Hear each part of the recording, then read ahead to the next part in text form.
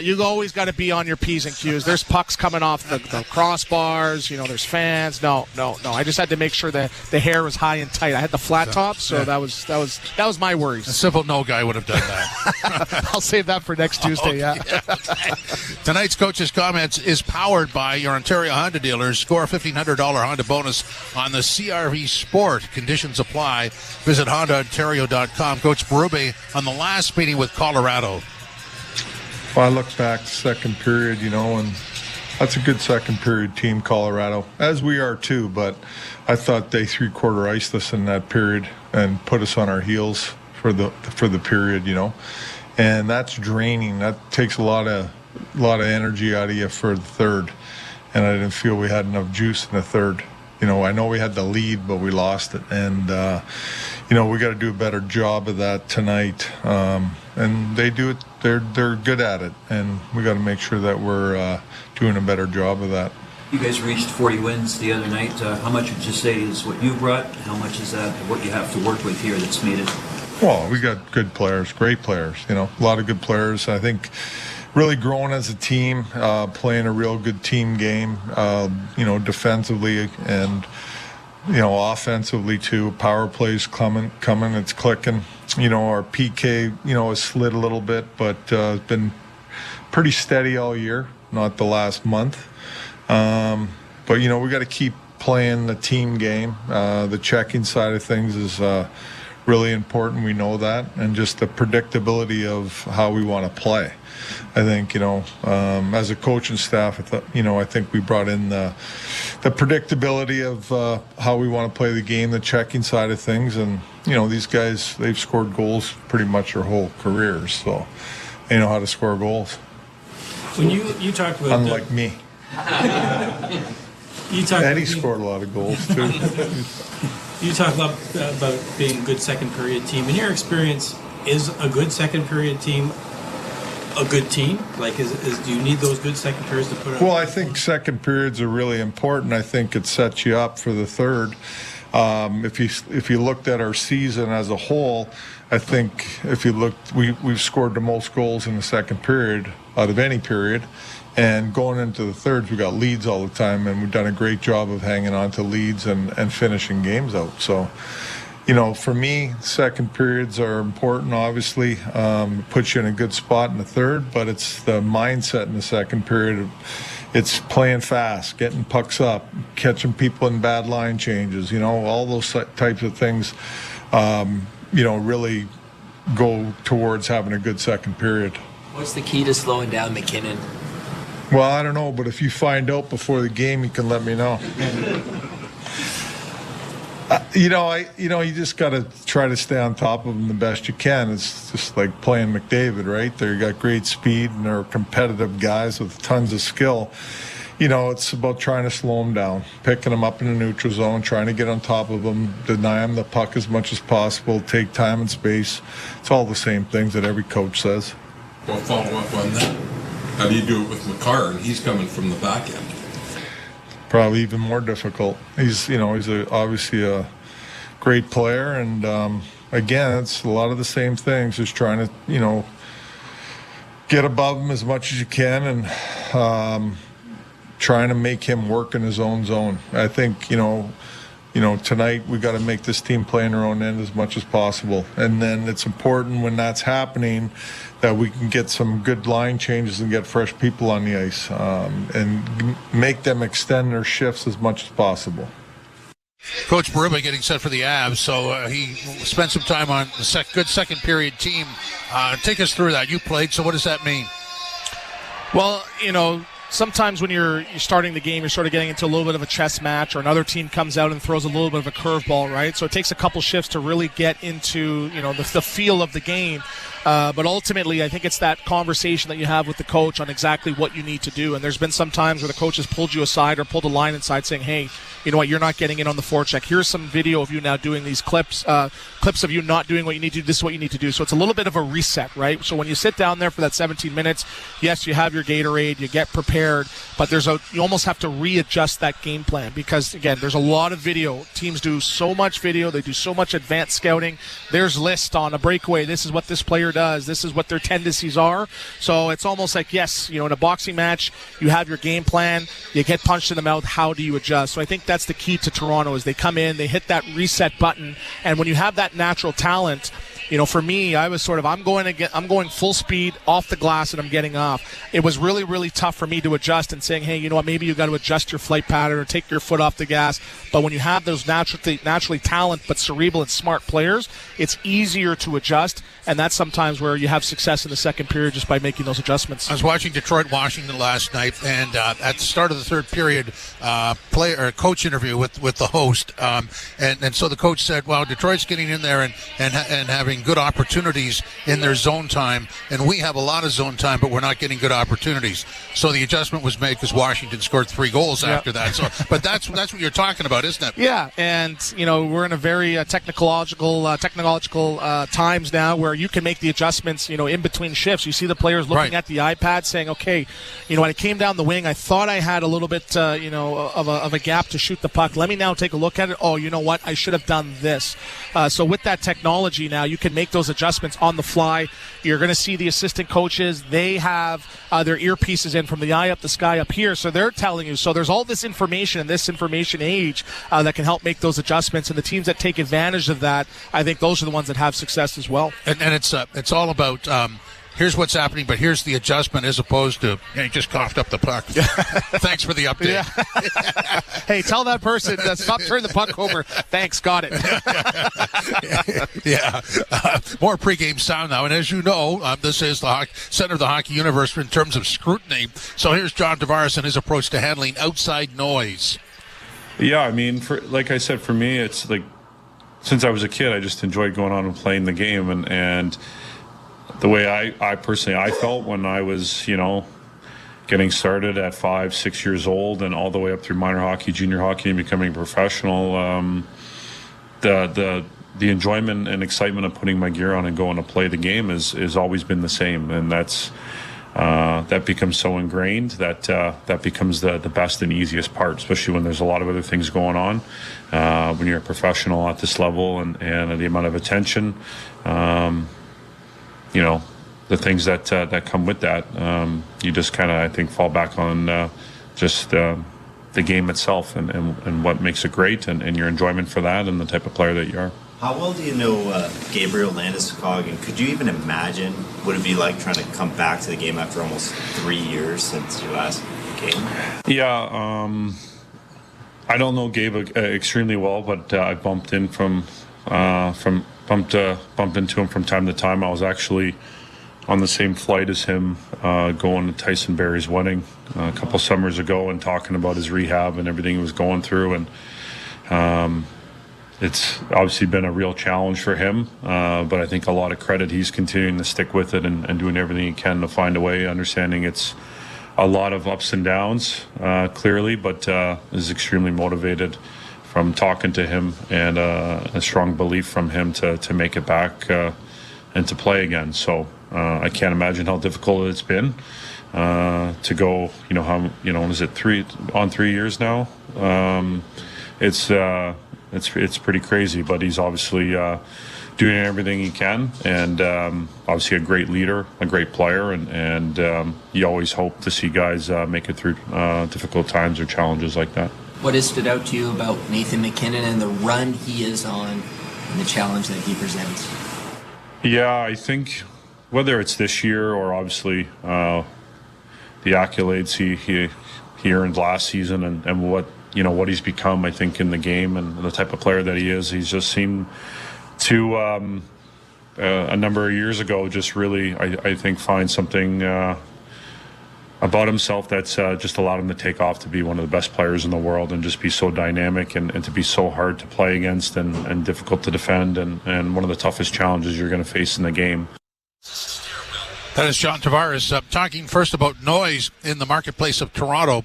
And I got to believe that in order to play this game and excel at it, you have to have supreme focus. Where that could be distracting would be not what's said about you, but how your family takes it. That's got to be difficult. Yeah, and he's put in good perspective, right, talking about, hey, you know what, ultimately we are playing a game, and yes, there's going to be some scrutiny, but we are playing a game. There's other things in life, and, that's why a lot of players have dogs, because when you go home, they want to go for a walk. They don't care if you won 4-2, lost 5-2, was -5, right? So, when you get to a certain level like Tavares, that stuff is not really, really important, where you don't take the game home with you where, like, oh, man, I'm just on front of the Toronto Sun, Brian McClutz.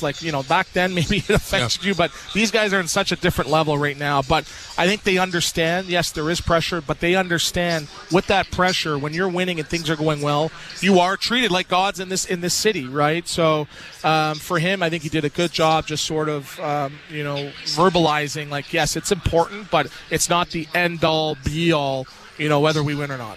Okay, let's talk about Nathan MacKinnon, just because, if you had to be a fan at some point, but with the Four Nations, when you saw him play, you're going, this guy could be Sidney Crosby's younger brother. I mean, they grew up minutes apart, probably born in the same hospital, and they play eerily similar. Maybe Nathan's a modern version of Sidney Crosby, if that makes any sense. How comparable are they? They are. And I go back to my days where I was, I think I was 19 years old, and I used to train in L.A. with T.R. Goodman and Rob Blake, Anson Carter. All the top guys would go to L.A., and there was a 17-year-old Sidney Crosby there, and he was turning 18, and me being a nice guy, went and bought him a birthday cake, and he did not eat it. So I, half the cake, and some of the other guys did. It's gone. That's how focused he was on, hey, I want to be in the NHL. Hockey players don't eat cake. So that excellence of doing whatever it takes to make the NHL and be the best and working on every single little detail, that is Nathan MacKinnon personified, right? He demands excellence from the coach, from the players, from the staff, the training staff, from the chefs that are preparing the food for the team. You have to eat a certain thing and drink a certain type of water. So there's no surprise why he is the best player in the world. He works on every single little detail of the game, right? And, some young players like, yeah, they were born that way. No. It's just the work away from the rink. Being on the ice is the easy part for him. He almost has that Kobe Bryant mentality, that Mamba mentality where, every day is a day to get better. And trust me, it's hard. It is hard in an 82-game season. I've gone through it where, I'm like, man, I can't wait for the season. I want to go home, all right? And you never say that as a professional athlete. That but was sometimes, last week. Yeah, that's internally, you have that struggle. But there's a reason why, he's one of the top players in the league, highest paid, because he demands that excellence. And, he is a leader, and it rubs off on every single buddy. And I would not be surprised for him to have a bunch of more Stanley Cups. We'll set up the opening face-off for you next. Leafs Game Night live at Scotiabank Arena. TSN 1050, the iHeartRadio app, and the Leafs Radio Network.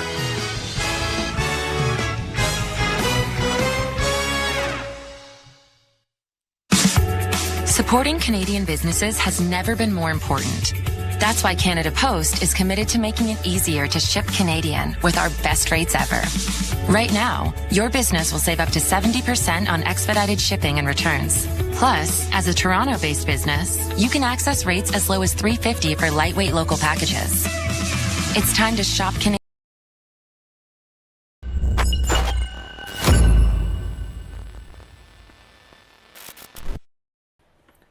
Every game, every play, every moment, you can make a difference. With every single like, share, and subscribe, the Toronto Sports Insider community is turning March Madness into a movement for SickKids Hospital. Every interaction helps raise donation for life-saving treatment. It's this simple. Watch the games, fill out a bracket, and spread the word. The more we grow, the bigger our impact, insiders. So like, subscribe, share, because every single click impacts SickKids' mission to heal the future. All right, getting ready for that March Madness stuff. Go Leafs, go! Let's get the win tonight against Colorado. Smell of campfire through the glacial wind pummeling your face. Relax by the water, taking in the soothing sounds of thick ice cracking and popping. Get out there in winter like it's summer with standard symmetrical full-time all-wheel drive and advanced safety systems. Visit your local Subaru dealer today. Alpine News Network is here live with one of our superheroes. I don't want to say I'm a big deal, but I am a superhero. I love helping people consolidate their debts, and that's what I did for the Smiths. I took their bills and zoom, wha-bam, zap, turn them into one low monthly payment. No, the sound's not necessary, but it's part of the fun. Own your home? Need a loan? Alpine Credits can help. Alpine Credits, where homeowners get approved. Just for license 12616. Well, the homestand ends tonight. 3 games in. The Leafs are 1-2-0, and of course would like to even that record tonight against the Colorado Avs. Leafs hoping Monday's win over Calgary is the start of something good. Max Domi impressed. Austin Matthews found the net, and the power play was excellent. More of the same tonight? Well, let's find out. Molson Canadian Leafs hockey starts now. It's time for Molson Canadian Leafs hockey on TSN 1050 and the Leafs Radio Network. The Leafs live here. Oh, yes, they do. Welcome inside Scotiabank Arena. Jim Taddy and Anthony Stewart with you. Bonesy and Ralphie mere minutes away. This is Molson Canadian Leafs hockey on TSN 1050 and the Leafs Radio Network. Starting lineup for the Leafs goes like this. Same as last game. Matthews between Marner and Nyes. Tavares centering Nylander and Holmberg. Domi centering Robertson and McMahon. Lawton centering Yarncroke and Lorentz on the blue line. McCabe, Tanev, Morgan, Brandon Carlo, and Simon Benoit, and OEL and Wall starts in goal. So the goaltender is the same too. So everything the same. Is that a good thing? I think it is, right? And Joseph Wall gets his first back-to-back start in a bit of a while here, and I think that what that does is create a little bit of competition and saying, hey, you know what? We want somebody to grab the bull by the horns. I don't think it's a slight on Anthony Stolarz, maybe a challenge. So I think that's going to be a great competition there. A lot more balanced lineups right now. You got goals from the third line last game against the Calgary Flames, and McMahon, Domi, Nick Robertson, Yarncroke on the fourth line had an assist as well. So now, when you have them producing now and adding that secondary scoring with the Austin Matthews and the Mitch Marners and the William Nylander, you know, you're going to win a lot of hockey games. So let's just hope for the Leafs' sake that they continue that balanced attack, and they're going to need it against a very, very strong and depthful, if that's a word, Colorado Avalanche. I think the people in the stands and those listening and watching at home are looking for the magic formula, the move that solidifies this roster. But really, it's too early for that. You've got to look at different looks, right? Yeah, there's going to be a lot of mixing and matching and playing a little bit of that chess match, seeing what works, right? But I think you really are starting to see Max Domi, you know, being challenged with Scott Lawton coming in and saying, hey, you know what, you have to be better. And they've had some chemistry with McMahon and Robertson. So I can see that being a staple. We'll see how Holmberg does, but, you know, on the flank with Tavares and Nylander. And we still have Pacioretty hopefully coming back soon as well, too. So I really like that balanced attack. Ideally, I think you'd maybe want a 30-goal guy maybe on your left side as your second-line center. But Holmberg has been playing great. He's slowed down a little bit where he had, I think, 4 of his 6 goals in that 2-week period. But I think he's skating well, drawing a lot of penalties, and he's complementing Tavares and Nylander fairly well. Well, and let's not forget, when you're in the playoffs, it's goal scoring, but it's also preventing goals, so it's the defensive assignment as well. Yeah, and I think they've sort of been the unsung heroes of this group the whole entire season. A great addition of Carlos since he's come over. He's been a great stabilizer where it's, you know, allowed Riley to maybe activate a little bit more and add a little bit more offensive flair. McCabe has been great. Tanev, when healthy, has been probably the best player on that back end. And I really like Simon Benoit's game. He's playing physical. He's not afraid to drop the gloves. He's rushing the puck. And OEL's adding that truculence as well. So I really, really like the strength at the back end. It's consistent. You know what you're going to get on most nights, and that helps the team and especially the goaltending as well. So we get into definition of lines, but really, when you look at the bottom 6, isn't it almost 2 third lines?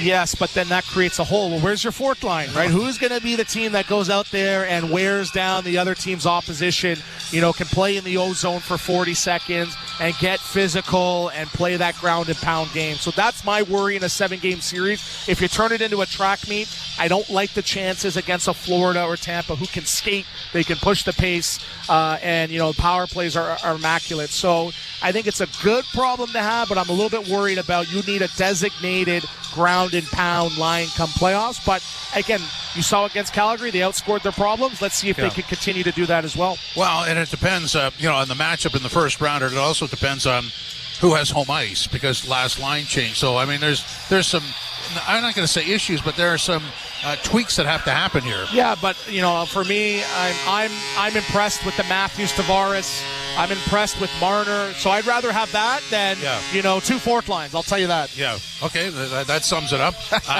So what are you expecting from the Leafs to start this? I'm expecting them to, be very, very conscious of their F3. I'm going to be very insightful in seeing how they manage the neutral zone. They got to be mindful of their transition game of this Colorado Avalanche team. Manage the turnovers, manage the puck, and discipline. You do not want to be taking 3 penalties a period against this Colorado Avalanche team. And let's see if the power play, I feel, was the difference maker 3 for 3 against Calgary. Capitalizing on that, I think, could be the key to success against Colorado. They last met the night after the trade deadline, that Saturday night in Colorado, and the Avs eventually won that 7-4. There were a lot of new players in the ice, and some were teammates in the flight over and then had to switch dressing rooms, so we'll see what all that means. And remember, Colorado's that really good second period team. All that leaves us with is this. The opening faceoff is next. Molson Canadian Leafs Hockey on TSN 1050, the iHeartRadio app, and the Leafs Radio Network. It comes around every year. People begin to scramble for information. It's a beast like no other. And VSiN is here to help you navigate the waters of the NCAA men's basketball tournament. It's Sharp Week, and our team of college hoops experts will guide you through your brackets. Want to know who the wagering sharps are picking? Tune in to Sharp Week on VSiN, Sirius XM 158. Sharps! You're gonna need a bigger bet. NHL Morning Skate. Defending Stanley Cup champion, General Manager Bill Zito. You have to be cognizant of the chemistry when you go out and make a potential trade, don't you? We enjoy a little bit of a benefit now where the room is so strong that they can absorb a lot. We just want seamless guys who come in. Their leaders are Reinhart, Kachuk, Barkov, Bobrovsky. That part, it takes care of itself. NHL Morning Skate with Scott Laughlin and Gord Stiller. Weekdays 7 a.m. Eastern on NHL Network Radio, Sirius XM 91, and the Sirius XM app. The Power Play with Steve Koulias. General Manager of the Winnipeg Jets, Kevin Cheveldayoff. What would finishing first overall mean to the organization, Kevin? Well, I think anytime that, you can finish in an area where you're getting recognized, it's special. But again, the important thing for us is process. Is when we buy into playing the way we need to play. What's up, insiders? All right, I got the camera figured out here, and this Discord thing is really messing me up. Cheers to Maggie Gaming for sending us the photo of the background there that you see from Scotiabank Arena. He is at the game. Those are his seats. Hopefully he'll be cheering loud for all of us insiders. Don't forget, join our bracket group. Ladies and gentlemen, please make sure that you join our bracket group. I will put the graphic up as soon as we go back to the live scene. There you go. We got India in the house. There's Igris supporting from India and Munav Pandya. Sorry if I mispronounced that. But there is the link. I'm going to put it back out in the chat. Go click that and sign up. You got to get your bracket in before tomorrow at noon Eastern. Let's get a bunch of people in this thing. We have, I think, 28 in there right now. Oh, there's 29. Somebody just signed up and made it bracket entry number 29. Let's get at least to 50 tonight, Leafs fans. We'll be pushing it over in the basketball streams as well. We'll see you here real soon. Thanks for joining us all over the world. Click the link that's in the description and you'll see where the rest of the viewers are watching from here on the channel. All right, let's get back to the hockey. Go Leafs, go. Big victory tonight. Come on, buds. We got to get it. Let's go. There you go. Shield says cheers to Maggie. Cheers, Maggie. Appreciate the photo there.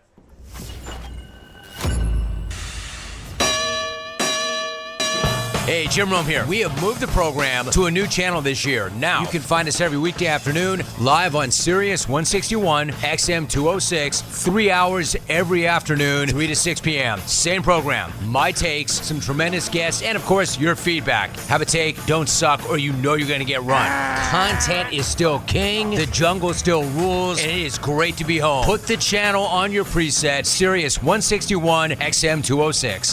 The best hockey lives here. Burns gets it back. Stick handles to the backhand. Moves in front. Score! NHL Play-by-Play on Sirius XM. First up with Korolnik and Koliakovo. Weekday morning 6 till 10 on TSN 1050. You ain't first. You're last.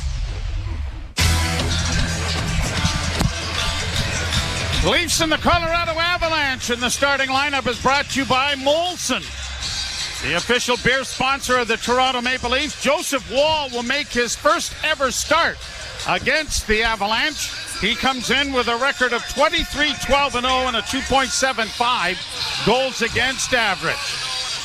The Leafs will start Austin Matthews along with Mitch Marner and Matthew Nyes up front, and Chris Tanev will join Jake McCabe on the blue line. And it'll be up against the top line of the Colorado Avalanche as Nathan MacKinnon settles in for the opening faceoff, which is brought to you by Alpine Credits. You own your own home and need a loan. Alpine Credits can help. Get approved at alpinecredits.ca. And we're underway as the puck goes down into the Avalanche zone and is pushed out to MacKinnon, and a quick pass up on the left wing side is dropped back for MacKinnon. His centering effort is blocked. It bounces to the near point and will come out at center ice, and McCarr has to go back to retrieve it. Avalanche in their white jerseys with maroon trim as MacKinnon brings the puck into the zone, and his pass is intercepted by Marner. Marner coming back on the right wing, trying to drive in. Had it knocked off of his stick by Devon Taves. Into the corner goes Nyes. Back to the point, down low it comes to Tavares. Trying to center in front, actually tried to bank that in off the goaltender's back of his leg. And it went wide. Long shoot in then by Riley. Down into the corner, punt is Holmberg for Nylander. Nylander curls out of the corner, stops up on the far side, works back round back of the net once more. Looks back towards the blue line, then sent it high into the far corner. Tavares trying to get to it, but it's going to be pushed out and down the ice by Colorado, but it's not going to have enough to go for icing. Nylander back to find Morgan Riley. Riley will get it to his defense partner and then have it returned. Long lead pass off Nylander's stick, goes down into the offensive zone. Leafs into the forecheck, the Domi line over the boards. Got it back to the point, kept in front of the net for Bobby McMahon. He works around back of the goal, coming out of the backhand, and it was deflected into the far corner.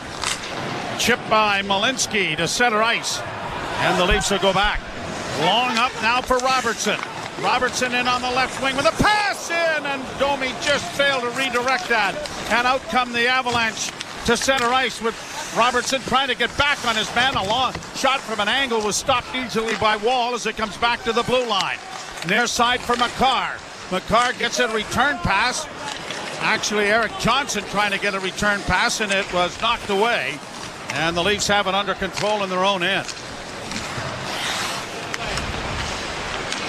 Played up on the right side, deflected by Scotty Lawton down into the offensive zone. Gets in with an offensive hit, but the Avalanche are going to launch it high to center ice, trying to find Logan O'Connor.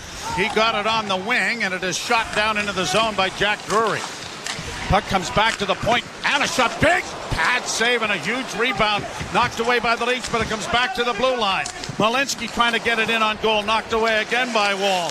Played to the blue line, that was very close to being offside, and as it goes into the air, it's gloved by Wall, and he will hold on, and we can introduce the outstanding two-time OHL All-Star, James Robert.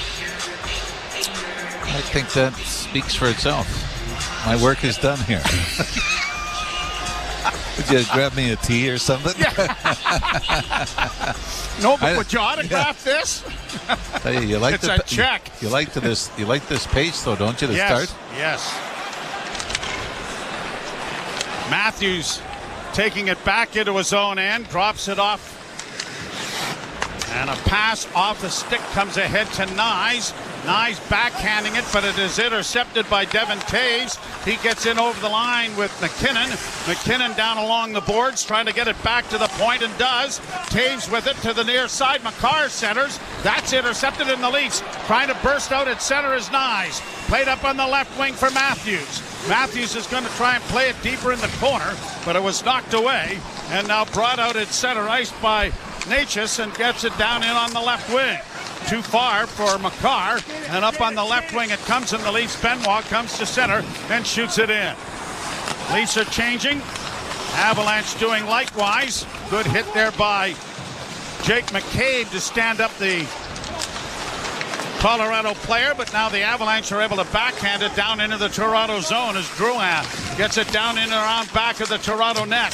Drouin with it again, back to the blue line for Johnson. Johnson's pass deflects to the left wing side, now into the slot, a shot.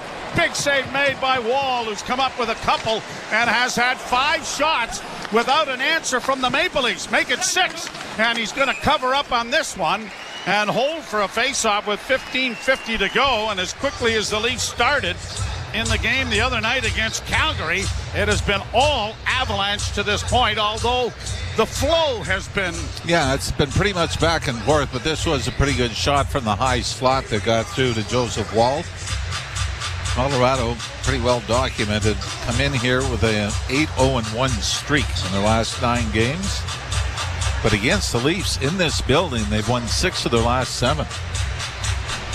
Which is funny because I do remember the 1 Leaf win in those 7 games, and that was an Austin Matthews hat trick against the Avalanche at an 8-3 win over Jonas Johansson, who's the goaltender, who is now the backup to Andrei Vasilevsky in Tampa. Mackenzie Blackwood is the starting goaltender for the Avalanche, and he is 24-16-6, 2.50, and a .918 save percentage. Domi wins the faceoff, got it into the corner, played up on the wing by Carlo, and out at center comes Domi. Domi works to the right wing side, stops up at the blue line, looks across ice to play it now into the corner. Back of the net is Robertson, working it back along the boards, trying to cycle it in there for McMahon. That was broken up and launched high to center ice by the Avalanche. Riley finds Carlo, who gets it to Domi. Domi plays it back into his own end to allow teammates to change. And Brandon Carlo now with a pass ahead for Bobby McMahon. He'll launch it high and then peel to the bench. Lorenz along with Scott Lawton out there as it comes high off the glass and into the zone. A good hit by McCabe takes his man down. The puck in along the boards though. Here's Drury trying to get it back to the point. D to D from McCarr. Long shot wide of the goal. Rebound near side. Controlled by Lawton. Played back to the defense who will regroup it. Taves couldn't get to it as it is Tanev sending it out. Now shot right back down into the Leaf end. Jake McCabe for Marner to Tanev. Long shooting. Well, there's the first shot, and it's about 103-foot drive. Back of the net, it goes into the far corner. And out come the Avalanche to center ice. Natchez sends it down into the zone. Hustling in there after it was OEL as the puck comes ahead, and Nyes looks cross ice and he finds his man in Benoit. Benoit's going to try to barge into the corner. Couldn't get it in front though. Now here's Nyes stealing. Nyes with a backhand pass in front, and it just was tipped away from Marner and now tripped up from behind. I think it was maybe a high stick, Joe. Nyes. I think Nyes actually got his stick up before he took one, and we're going to see if it's 2 or 4. But I honestly think both of them are getting penalties, to be honest with you, Jimmy. Yeah, Nyes was the one that went down, but you're right. I think Nyes got his stick up first and then took one right back. All right, we'll sort it out when we come back. You're listening to Molson Leaf Hockey on TSN 1050 and the Maple Leafs Radio Network. A little heads up. It's rock you can feel deep down in your soul. Songs that remind us of where we've been.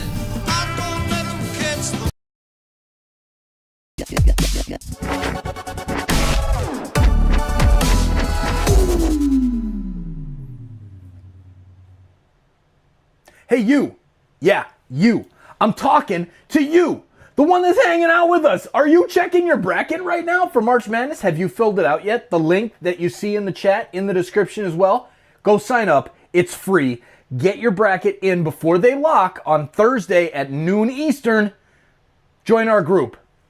Let's have some fun. And hit that subscribe button while you're at it. Turn on the bell so you don't ever miss a game. We're on a mission to hit 100,000 subscribers/insiders, and you can help us grow this amazing community of sports fans making a difference. Join the conversation, keep it classy, and we'll see you in the chat. Good luck to your team and your bracket. Fill it out. Brackets lock in less than 15 hours. Go Leafs, go. That you can finish in an area where you're getting recognized, it's special. But again, the important thing for us is process. Is when we buy into playing the way we need to play, then we feel comfortable that we'll win more games than not, and then you let the chips fall where they may. The Power Play, weekdays 3 p.m. Eastern on NHL Network Radio, Sirius XM 91, and the Sirius XM app. Join me, Scott Laughlin, and Gord Stellick, along with former NHLer Mike Johnson for NHL Morning Skate, weekday morning, 7 a.m. Eastern on NHL Network Radio, Sirius XM 91. Arturi Lehkonen gets an elbowing penalty, and Matthew Nyes gets a high sticking minor, all at 6:02. So 4-on-4 and plenty of room out there. Tanev into the corner and around back of the net it comes for McCabe. And now pushed ahead, and now bringing it out is Matthews with a spinning move to McCabe, who drops it back. And now Marner comes through neutral ice and into the zone. Dropping for Matthews, closing in. Matthews had his pocket picked from behind, and it's brought back by MacKinnon. MacKinnon working in over the line and stops up. Works into the slot. Dropped it back. Makar got it into the corner. Working back along the boards now on the near side. A shot taken by Necas is swallowed up by Joseph Wall. 7 shots already for the Avalanche. I think it was Necas that had the stick lift on Austin Matthews coming into the Leafs zone. Colorado's last time out, they defeat the Dallas Stars in overtime, but they were up 3-1 late in the game on home ice. Gave up 2 late ones before Kel Makar had the great end-to-end individual rush. Put it past Jake Ottinger to give Colorado the win. Draw won by Toronto. Nylander swinging the puck around to the near side for Oliver Ekman-Larsson. OEL gives the puck away, and it's around back of the net. Nelson trying to get it, got it back to the point. Kept in now here on the near boards. It comes for Lindgren. Lindgren down low with a bouncing puck in on goal. Stopped. Poked aside there by Tavares, but not out. Into the slot for Brock Nelson again. Back to the blue line. Another long shot is gloved by Wall. He decides to throw it aside. I'm not sure that was the wisest decision he's had, but now Morgan Riley gets it back behind the net, and I guess it will work out. Both teams are changing. OEL brings it into neutral ice, goes rink wide for Domi.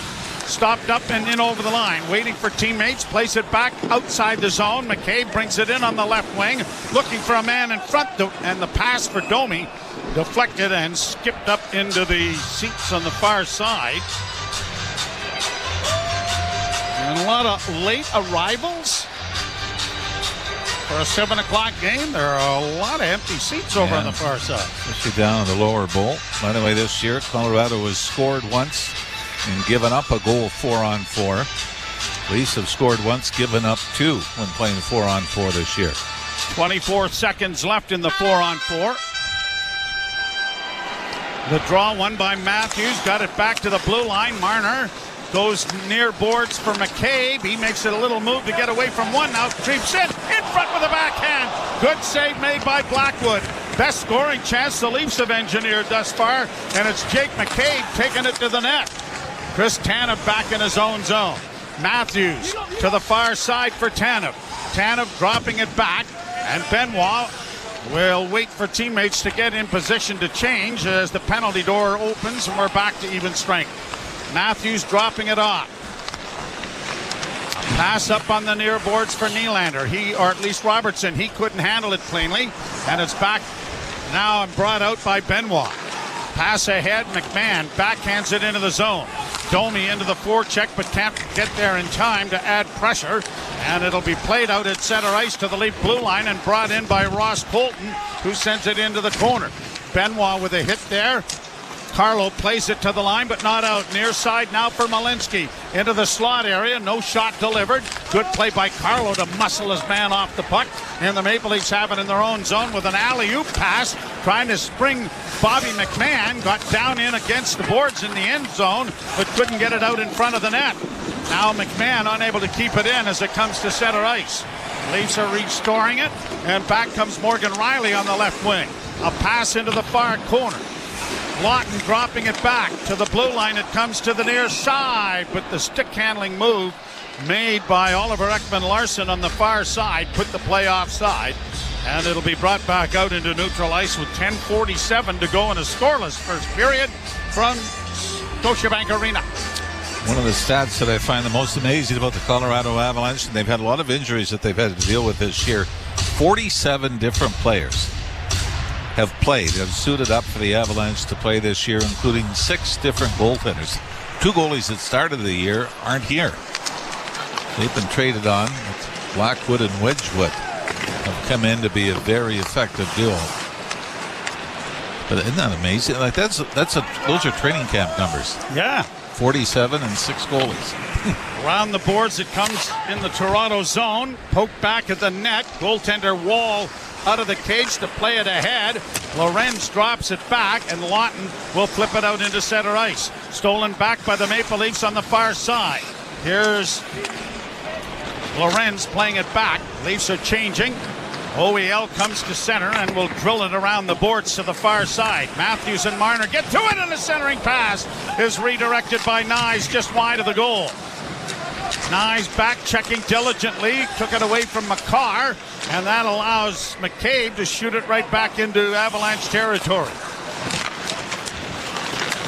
Interesting, there are only 2 Ontario-born players on the Avalanche roster, and both are the goaltenders. Blackwood's from Thunder Bay, Wedgwood is from Brampton. Shot back into the offensive zone. Leafs try to play it around back of the net, no one there, and it'll be controlled by Devin Taves of Colorado. Avalanche with a lead pass, just tipped in over the line. Coyle trying to keep it in, but knocked it outside the line. That's a delayed offside. Negated as the Leafs get it ahead. Now here's Nylander in with the backhand, and on the short side, Mackenzie Blackwood stopped that and is able to get a glove on top of it to stop play. 9-4, the shots on goal favoring the Avalanche with 9:06 to play in the period. There is no score. You're listening to Molson Leaf Hockey on TSN 1050 and the Maple Leafs Radio Network. At Honda, we take pride in building the CR-V Sport here in Allison, Ontario. And with all-wheel drive, plus a suite of Honda sensing technologies, we made sure it can handle Ontario winters. But you're probably wondering, what's with the one-touch power moonroof? Well,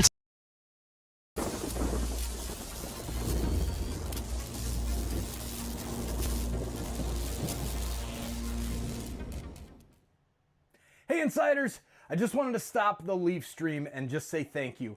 Thank you to each and every one of you for helping me create this amazing community that we have here in Toronto Sports Insider. You see all of the basketball stuff going on. Our March Madness Bracket Mania campaign for SickKids Hospital kicks off tomorrow at noon Eastern. I will be live for 18 live streams of different games tomorrow. We're setting up the hub, we're getting everything ready to go, and I need your help sharing out the link that's pinned in the chat or in the description about our Bracket Mania campaign on Tiltify. Donate if you're able. Share that link out. Our goal is $100,000. We've already raised $10,000 in 11 months. I think we can do it. Let's go, Insiders. Go Leafs, go. Spot. From noodle bars to sports bars to salsa bars. There's a Molson with your name on it. Canadian Ultra XL. Molson. Everyone in. Must be legal drinking age. Who are those people? Snapchat having some fun with the folks in the audience here at Scotiabank Arena, and half the people that get put up on the board don't recognize themselves. No, it's not the most flattering of filters. No. Face-off coming in the circle to the right of Mackenzie Blackwood. No score first period. Yeah, shots 9-3 favoring Colorado. I mean, the Leafs have had good jump. It's not like they've looked slow. But boy, Colorado, they come in on this 8-0-1 stretch, and you wonder, is this the time that they start to level out for a bit? Well, not from what we've seen in the first period. They have been crisp in their puck moving.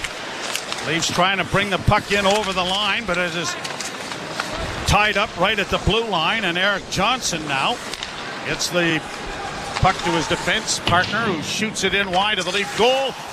And Joseph Wall decides as it came off the end boards very close to his net that he better pick that thing up and get a face-off in the Toronto zone. Well, from a Leaf standpoint, still trying to turn things around, even with the win over Calgary on Monday night. 2-4-1 in their last 7 at home. And overall, 2-4-1 as well in their last 7. This starts the Maple Leafs' 13th set of back-to-back games of the 16 that they have overall this season, which I believe is the highest in the National Ice Hockey League.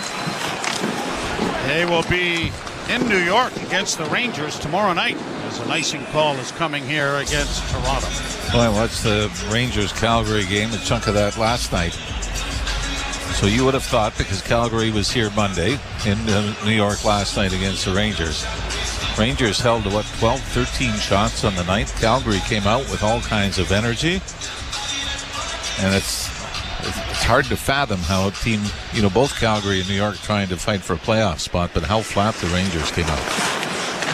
Long shot ends up hitting Wall, and then the rebound fell to his feet. He was able to pounce on it as Makar got it away. Well, Craig Berube announced that Joseph Wall was getting a start tonight. They asked him why, and he said he's won 2 in a row.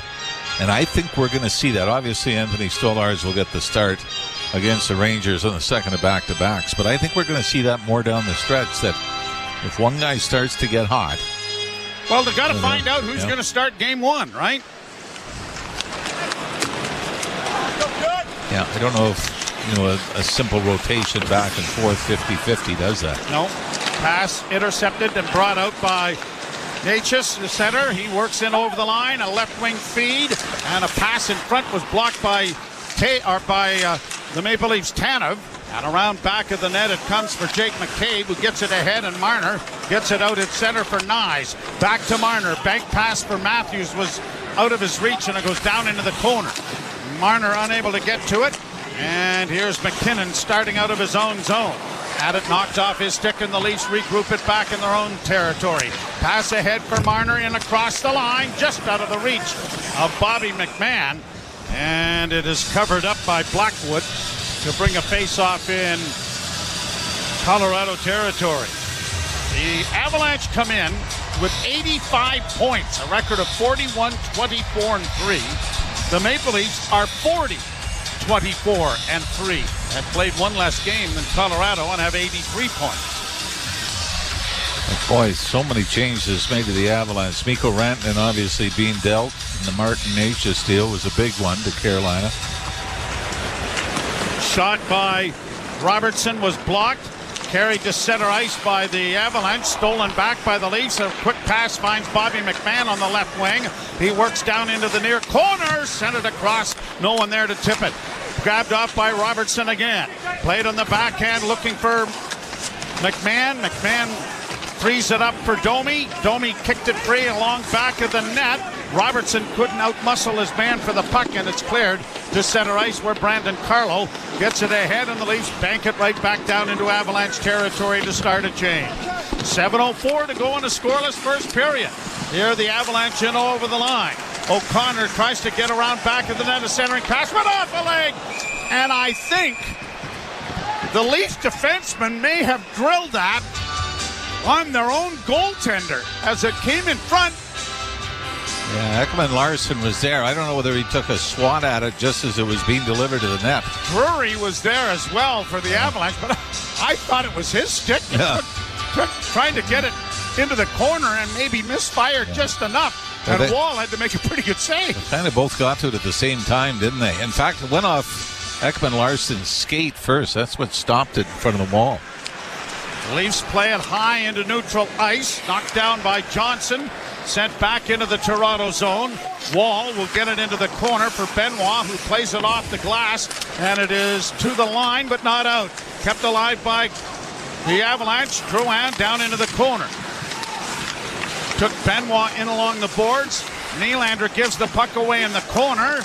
Carried out now by Nichushkin. Into the point it goes. Over on the near side for Eric Johnson.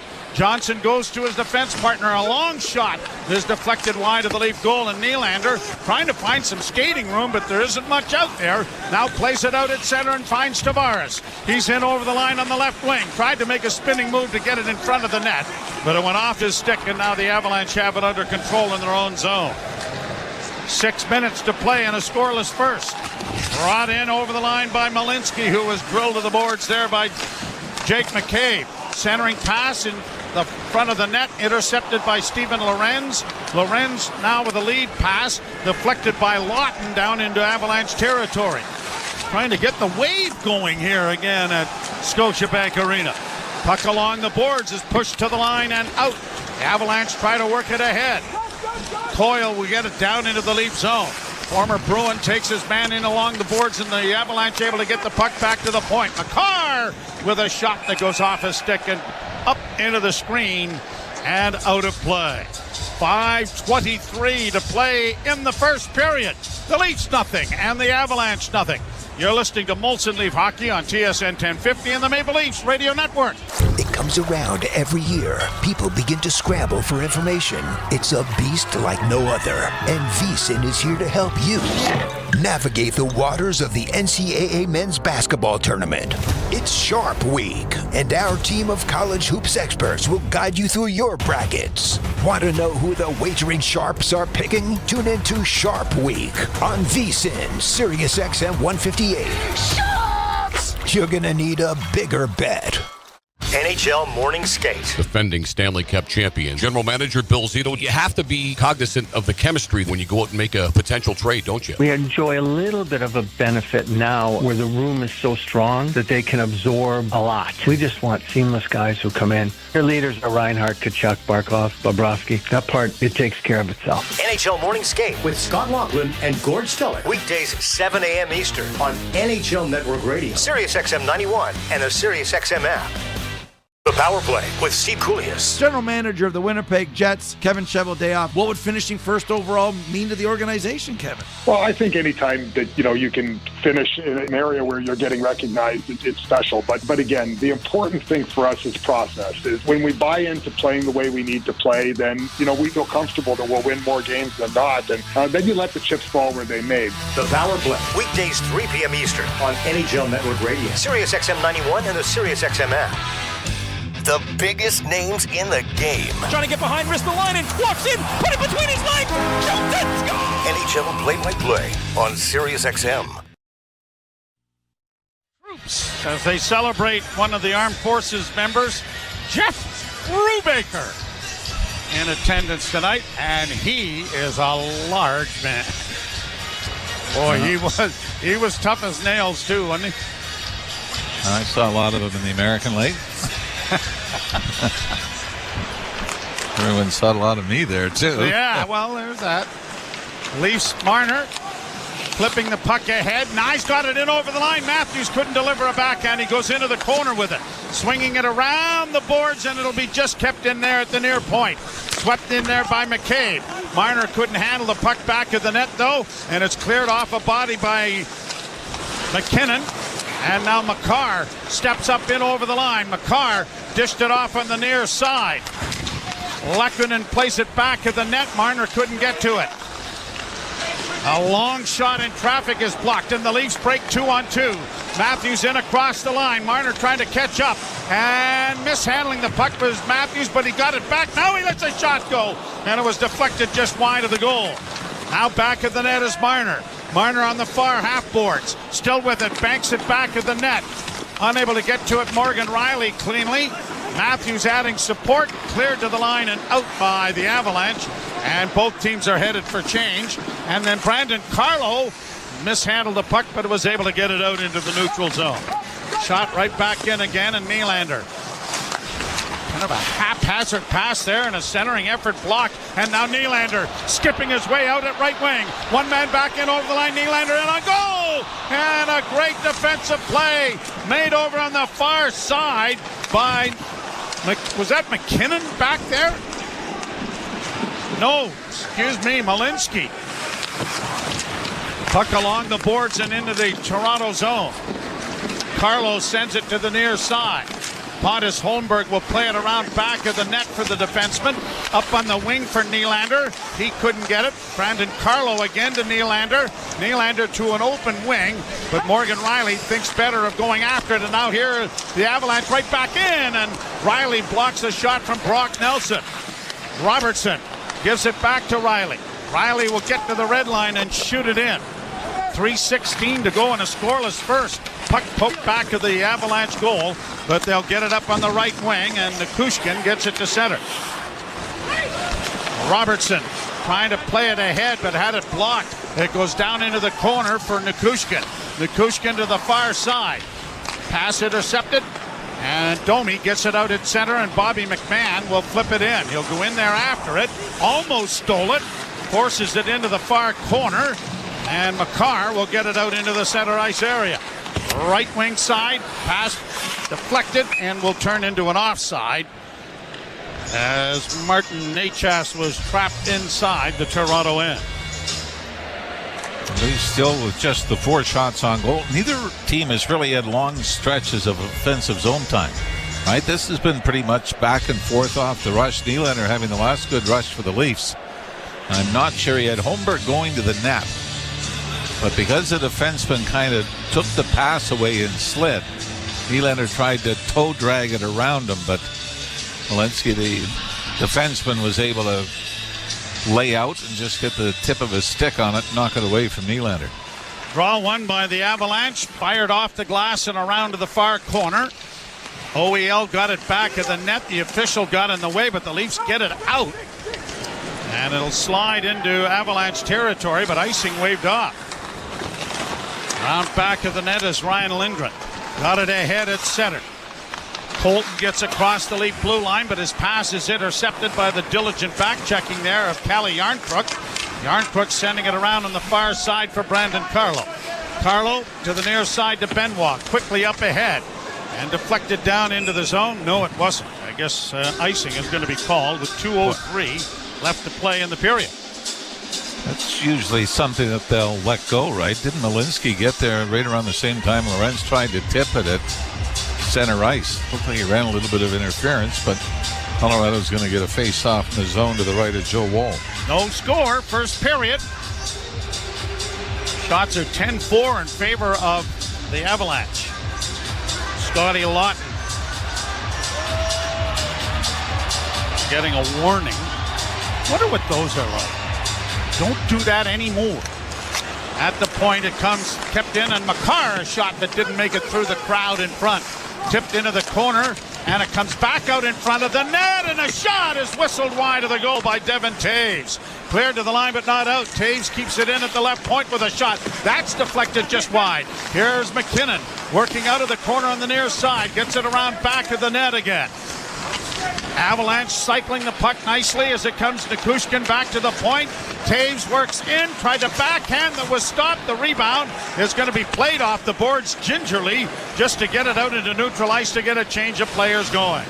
Nichushkin gets it back ahead. MacKinnon playing it back into his own zone before heading to the bench.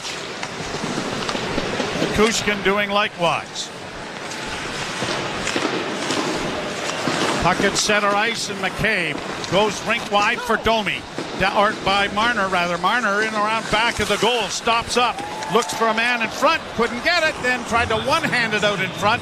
And the Avalanche are able to push it up on the wing and get it out. O'Connor will get it down into the Leaf end. And a big hit there by Jake McCabe. He flattened Logan O'Connor with a big hit. And a penalty coming here to the Avalanche. 40 seconds left in the period as it's shot in. And here is the call. I'm not sure. Was there retaliation after the hit by McCabe? Well, they were checking on McCabe about a high stick, so you might be right. Yeah, it looks like it's only going to be 2, though. Number 18, 2-minute minor penalty, high sticking. It's Drury who gets the penalty. It was O'Connor who got flattened. Boy, Joe Woll, even that shot by Taves, Joe, from the slot, looked like it went wide. It just did tip off the glove of Woll. The shots on goal, 11-4. favoring the Avalanche, but the first great opportunity of the period for the Leafs. Power play brought to you by your Ontario Subaru dealers. Enjoy winter to the fullest with symmetrical full-time all-wheel drive. Visit your local Subaru dealer to book a test drive today. When is spring? Is that this weekend?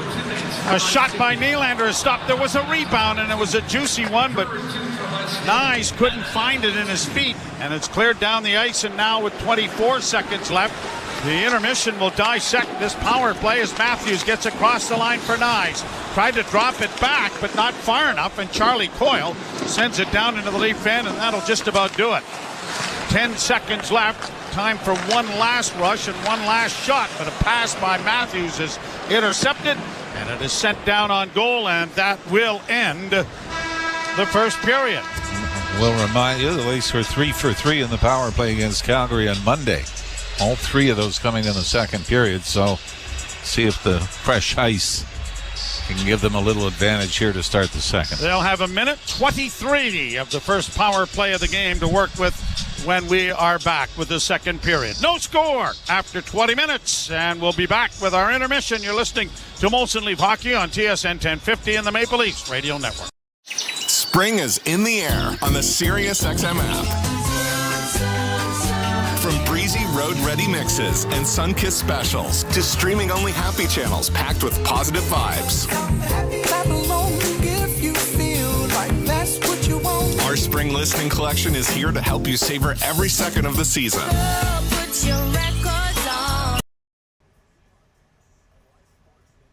Just search Spring on the SiriusXM app. NHL Morning Skate. Defending Stanley Cup champion, General Manager Bill Zito. You have to be cognizant of the... What's up, insiders?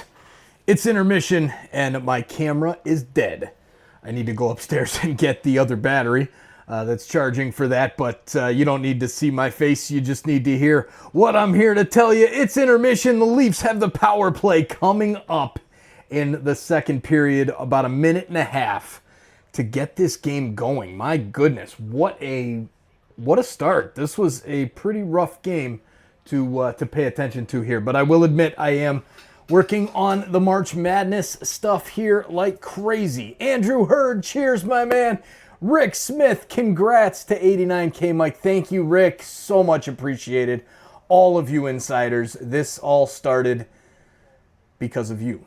And look at where we are now. This community just keeps on getting bigger, keeps on growing, keeps on getting better. I am working like a madman. I will probably be pulling an all-nighter tonight, given the state of where we are and how much stuff I have to do. So if you haven't joined yet, please join our Bracket Mania pool here on Capital One. It is free. Complete your bracket. It will lock tomorrow before noon Eastern. And just get in and have fun. It's all good. It's just a fun thing, and the winner gets a t-shirt. This is nothing serious. We're not talking about big money here. We're just talking about having some fun and following along with your bracket and seeing how many points you get, and the winner's getting that t-shirt. So there's my bracket. As you saw in the episode a few days ago, I picked Houston to win it all, going through the bracket. Now let's get back to the intermission. I'm getting back to work over here on the other stuff. Here is the hey, there's Brandon Bernardo, gifted a membership from Andrew Hurd. Thank you, Andrew. Absolutely amazing. Wow, this is so much fun. Thanks, everybody. Great to see you, and we'll see you guys in the chat in the second period. Go Leafs, go. State tax team, good organization, and wanting to kind of set up shop long term there. So obviously it makes sense. Sirius XM NHL Network Radio. Sirius XM 91.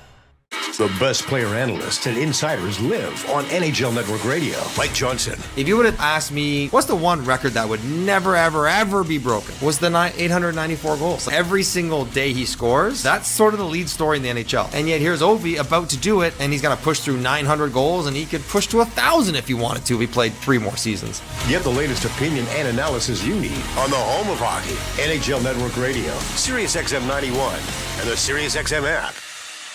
The world's most thrilling league is now in the palm of your hand. Hear every English Premier League match all season long on the SiriusXM app. Just search for your favourite team.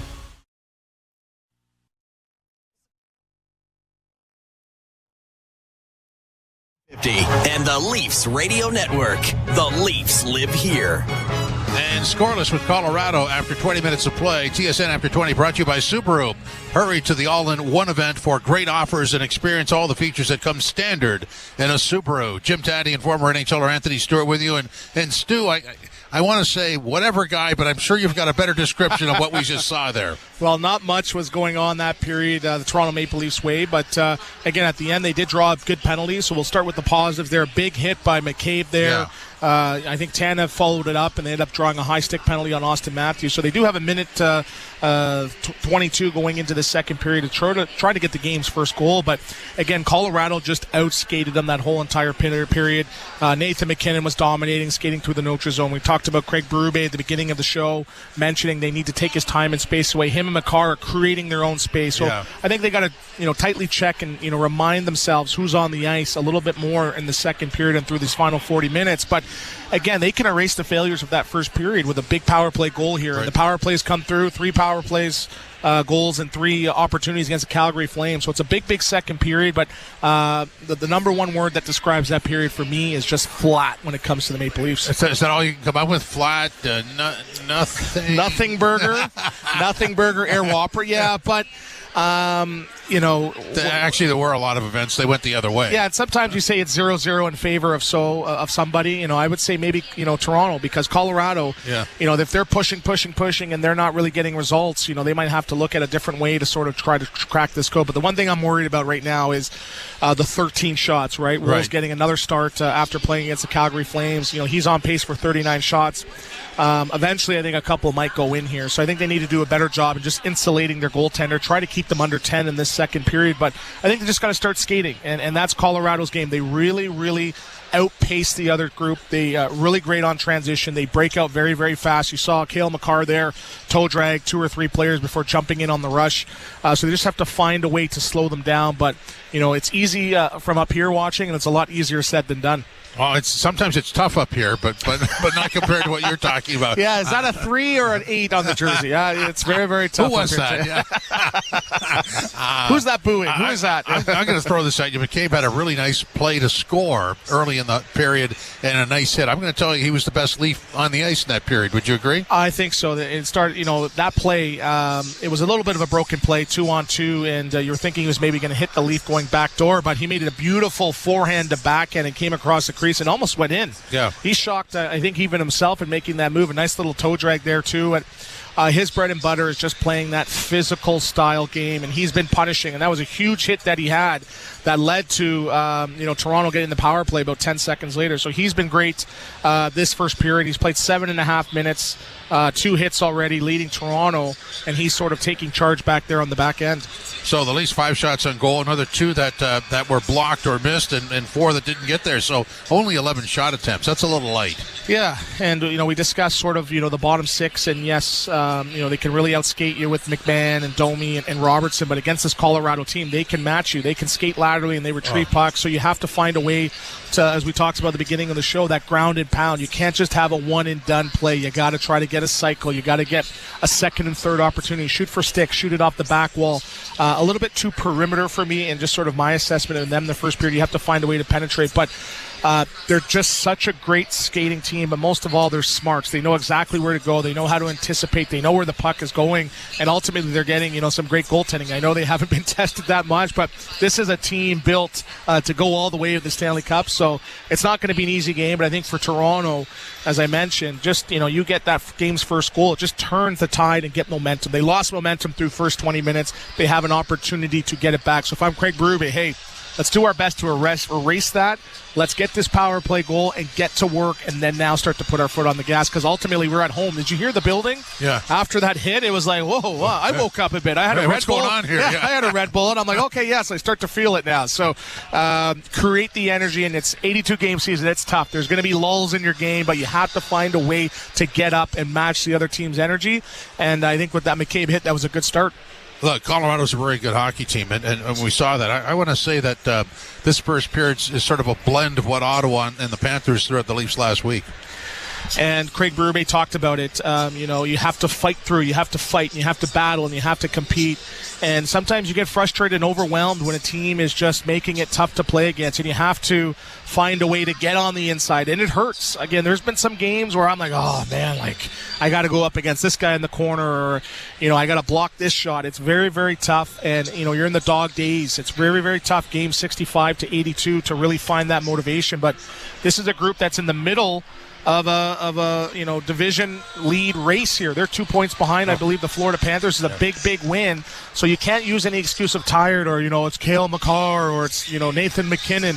You have to find a way to persevere, and this is now where the big guns can really step up with 1:22 left on this power play. And a lot of that for me is taking advantage of what's there, and what's there right now is a power play.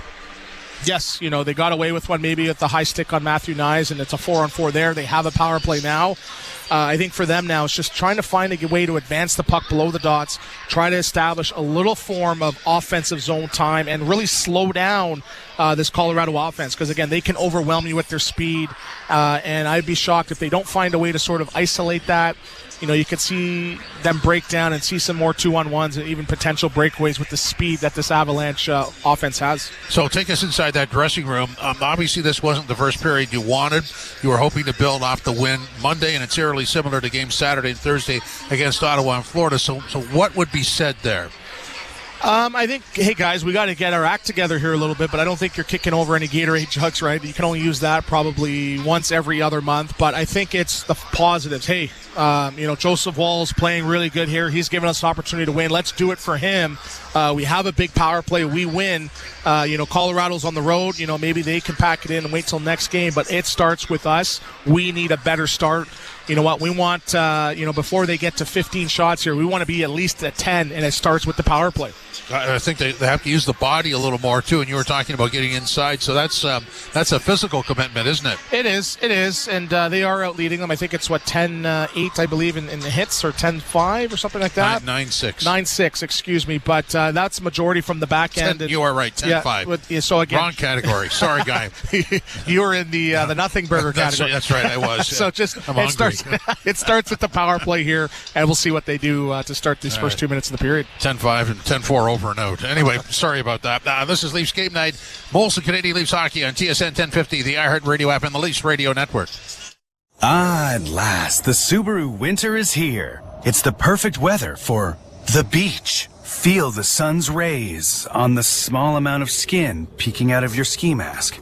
Put on your beach puffer and hear the sound of the waves crashing over the chatter of your teeth. Get out there in winter like it's summer with standard symmetrical full-time all-wheel drive and advanced safety systems. Visit your local Subaru dealer today. Saturdays, it's hockey like you've never seen before. Welcome to the NHL Hockeyverse. It's the place where real data of NHL action is transformed, literally, into animations. Combining NHL Edge puck and player tracking data with animations to show hockey like never before. Let's go inside the helmet. That's right. This is no video game.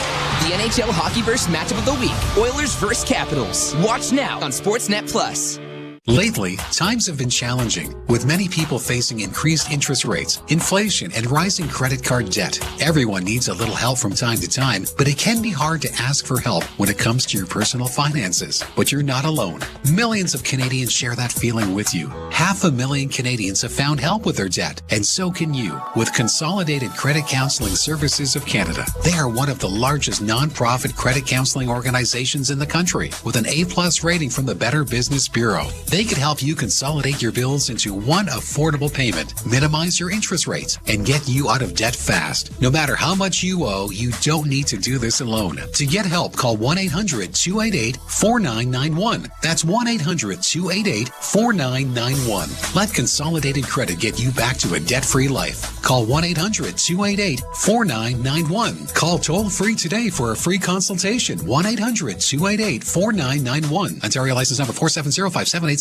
This is a message from United Way to a Jesse M. of Mississauga. Hello, Jesse. You might be wondering why we made an ad specifically for you. Because, Jesse, you see, we're fighting poverty any way we can. Even cold calling a complete stranger over the radio. Bold, isn't it? Together, we can make sure everyone has what they need, like food, housing, good jobs, and mental health supports. Join people like Jesse to build a better GTA. Donate today at unitedwaygt.org. Thanks, Jesse. Your sneakers are staring directly at you. You try to look away, but you can't. You're laced to face. They're saying, Rome wasn't built in a day, and your six-pack won't be either. But you've got to start somewhere. Stop staring. Put us on. Take that first step, or lunge, or squat. Start small. Start somewhere. Join for $7.99 every 2 weeks at fitforless.ca and experience fitness simplified. Some conditions apply. Fit for Less. Everybody happy. The Out-of-Town Scoreboard is brought to you by Maple Toyota. You don't have to go to town for a great new Tundra RAV4 gas or hybrid. Maple Toyota has them in stock and ready to deliver. Visit mapletoyota.com. Just one other game. It starts at 9:30. Seattle and Minnesota against the Wild. In our game, it is scoreless. Leafs in Colorado. Nothing to report scoring-wise after 20 minutes of play. They have 1:22 left in a power play or less to start the second period, and that is next. This is Molson Canadian Leafs Hockey on TSN 1050, the iHeartRadio app, and the Leafs Radio Network.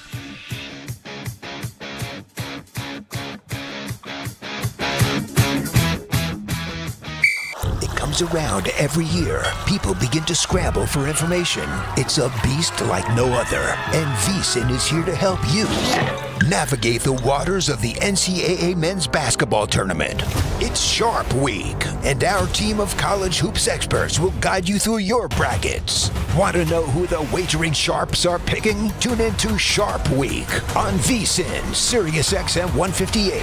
Sharps! You're gonna need a bigger bet.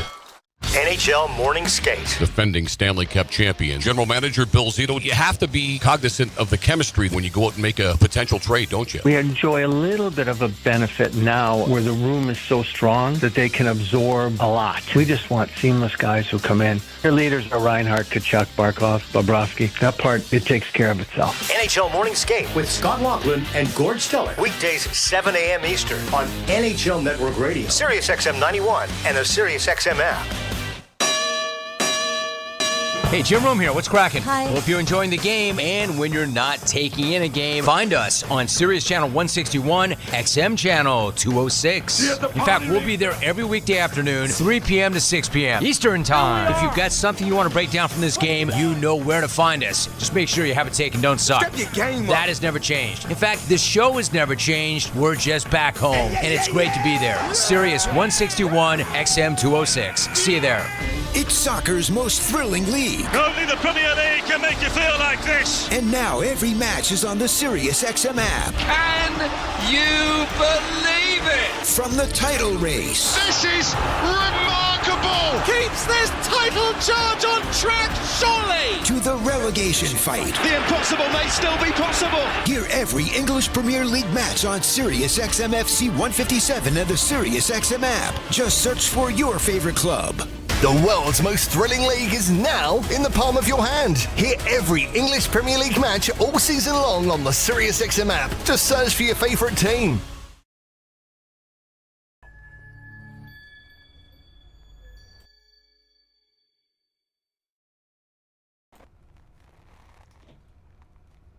What's up, hockey fans? Thanks so much for hanging out with us tonight. In Now is the Madison time. Square Garden, the world's most famous arena.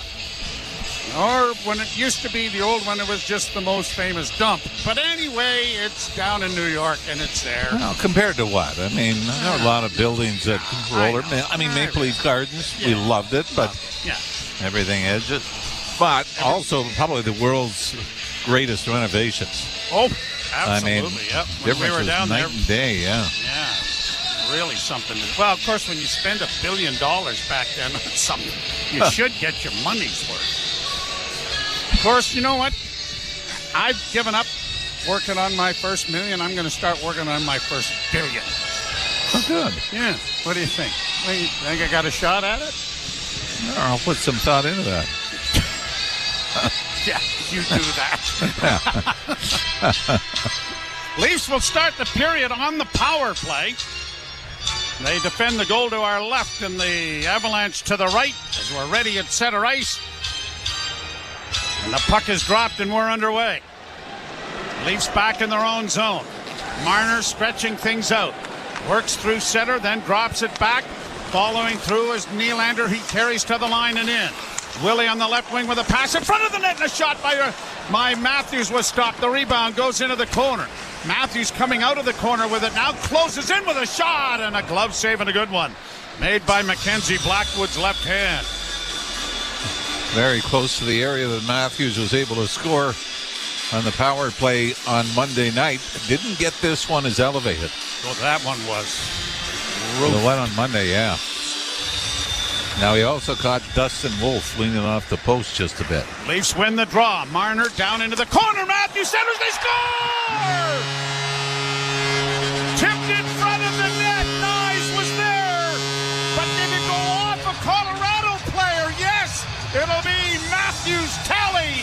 And the Leafs lead it 1-0.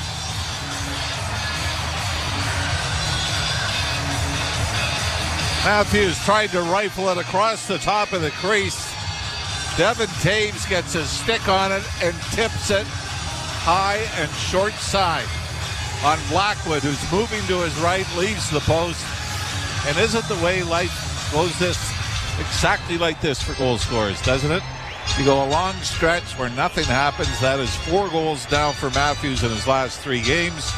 One he scores with Linus Ullmark well out of the net on Saturday against Ottawa, and here a fortunate bounce that has the Leafs up 1-0. Icing call here against the Avalanche. So Austin Matthews will score goal number 27 on the season. It is his 9th, I believe, power play goal, and the Maple Leafs are 4 for 4 with the man advantage in the last 2 games. Yes. And that after losing the back-to-back games against Ottawa and the Florida Panthers, where it was special teams that cost the Leafs those 2 games. Draw to the right of Blackwood. And Lorenz has been waved out. And Lawton moved in, but the draw won cleanly by the Avalanche and pushed up on the wing for Brock Nelson. His pass was in behind MacKinnon. Boy, that looked like it was offside, but it is played to the line, and now the Leafs have control of it, and it'll be brought out by Jake McCabe. McCabe trying to get to center ice, and he does, and drops it into the zone. Makar playing it back of the net, pushed around on the boards, and Domi will pick it up, coming off the bench with a sharp angle shot off the shoulder. Another shot, and that was blockered away by Blackwood as well. MacKinnon trying to stick handle his way out of his own zone, got close to center ice, then shot it in, but the Leafs get it back, and an errant pass looking for Domi is going to turn into an icing, and it'll come back into the Toronto zone as a result. So it is Austin Matthews with the goal. Marner and Tavares will draw the assists on the tally, and 1-0 Toronto. The Leafs had a total of 5 shots on goal in the opening period. How about 6 in the first minute and a bit of the second? Riley plays it high to center ice. Avalanche control it there. Got it back in over the line. Here's Coyle stopping up on the near half boards. Former Bruin gets it around back of the net. Coyle gets to it. Chased now by Domi. Here's Coyle in the far corner. Now forced back of the goal. I think he ran into the back of the net and tripped. Oh, boy. But now there's a penalty coming here. Yeah, they're back-to-back trips. Brandon Carlo has his skate kicked out from under him. That was let go, and then while Carlo was down, he ends up clipping somebody with his stick. And he's the one that gets the tripping penalty. Craig Berube doesn't seem to be thrilled with the call. But, I mean, they let the Colorado trip go first, which you might say was marginal. That was Charlie Coyle. And then it's still a trip. It's skate on skate. They both go down. But that also does not allow Carlo to get to the corner to play the puck. Leafs win the face-off and immediately shoot it out and down the ice. And Matthews, who took the draw, goes to the bench. Replaced by Scott Lawton. Brought out now by the Avalanche. Penalty kill. Brought to you by CMC Markets. Brought in across the line, Makar. dishing it off in the far wing. Unable to get a shot was Nakash. He comes back again with it. Drops it off. A pass back to Makar. Near side MacKinnon. Top of the circle. Into the dot. Now down to the below the goal line. Back to the point. It comes to Makar. Closing to MacKinnon. A shot. Blockered away nicely there by Wall. MacKinnon has the rebound, though. Got it back to the blue line. Just kept in, and Marner does a great job of blocking that and clearing it into neutral ice. MacKinnon quickly back the other way. Stick handles in over the line. Nikushkin got it back on the near boards. Here's MacKinnon into the slot, and they score. Nikushkin with a pretty little pass into the slot from MacKinnon. And the game is tied 1-1, and both teams have scored with the man advantage. Boy, the speed of which MacKinnon comes over the Leaf line and sets everything up. And this comes from the high slot that Nichushkin is able to get a hold of it. He had a 3-goal, 4-point night against Toronto when the Leafs were in Colorado a couple of weeks ago. And here he just sets up in the high slot. Scott Lawton got to him, but just after he had released the puck, and not much chance for Joe Wall. 18th of the season for Nichushkin, and it is a 1-1 tie. And the Avalanche break it out into the center ice area with Parker Kelly getting across the line with a long shot steered wide by Wall. Played back in over the line for Nylander for Toronto. Nylander works back into the slot, now closing, still with it, took a shot, and he snapped it over top of the goal and off the glass. Kept alive on the far boards by Toronto's Pontus Holmberg. Now Holmberg trying to dish it free, got it around one man, but couldn't get it around Kelly. And it is played out at center ice by Colorado. Nylander, a couple of moves to gain the zone. Nylander stops up at the blue line, then gave the puck away. And a race for it now down the right wing as Riley trying to get back. Oh, and then fanning on it completely was Logan O'Connor, and it rolled off his stick when he was just getting into the great shooting area. Well, I think Morgan Riley had a great route to get back. There wasn't really many options. I don't even think he could have Joe cut in front of the net by the time Riley got there. Played out into the center ice area. Well, we won't know. It just rolled off the heel of his stick, and it was nowhere to be found. I think that was one of those, I better change my thought process. Yep. And then maybe I shouldn't have. Now here's Robertson in across the line. Into the slot for Domi. Back to Robertson. Pushed around back of the net for McMahon. He leaves it there. And it is McCabe trying to get it back into the corner. And now brought out now by Colorado to center ice. In on the left wing comes Nichushkin. Nichushkin has it stolen away. Marner got it freed up, and Matthews brings it to the line and in. Tried to play it to himself off the near boards and has. Now centering in front of the goal. Big save by Blackwood off Nyes. Set up nicely there by Matthews. I tell you, whether it was injury or some other reason, Joe, the last two games, I really feel like you've seen the resurfacing of Austin Matthews. I mean, those are the plays, you agree, that have been missing? Yep. That dominant stick handling. Picks the puck off the boards and then takes it right to the front of the net. Taves deflected the puck in the net in the power play, and now Matthews just picked his pocket there. The last game when Matthews scored a pair was the third time this season that he had scored multiple goals. Last year, 18 of them. So, and then you look what McDavid's got, only 25 so far this year. It's even Sam Reinhart. I mean, he was close to 60, I think, a couple years ago. It's a pretty difficult pace to maintain yearly. Yep. Shot into the Toronto zone. Matthews goes around back of the net. Now Tanev playing it ahead. That deflects high. Matthews is able to grab it. He's cutting for the net. In a goal. He hit the goal post. Cut in nicely and hit the post on the near side. Back to the point. It'll be kept in by Chris Tanev. Swept down into the corner. Marner chops it back to the net for Nyes. Nyes unable to control it, and the Avalanche are going to get it out at center ice. Game tied 1-1.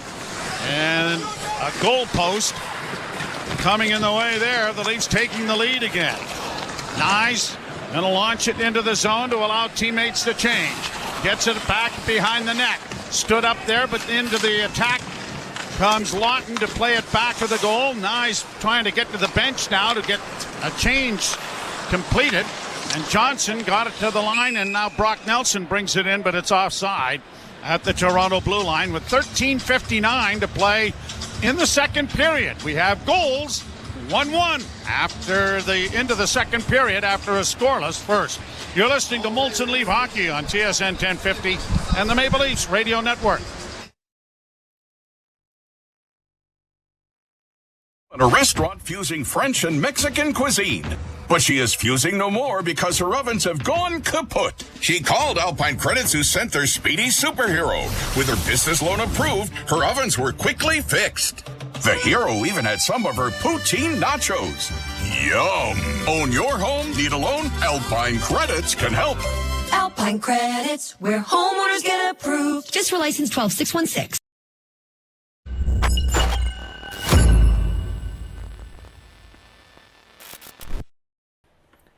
Every game, every play, every moment, you can make a difference. With every single like, share, and subscribe, the Toronto Sports Insider community is turning March Madness into a movement for SickKids Hospital. Every interaction helps raise donation for life-saving treatment.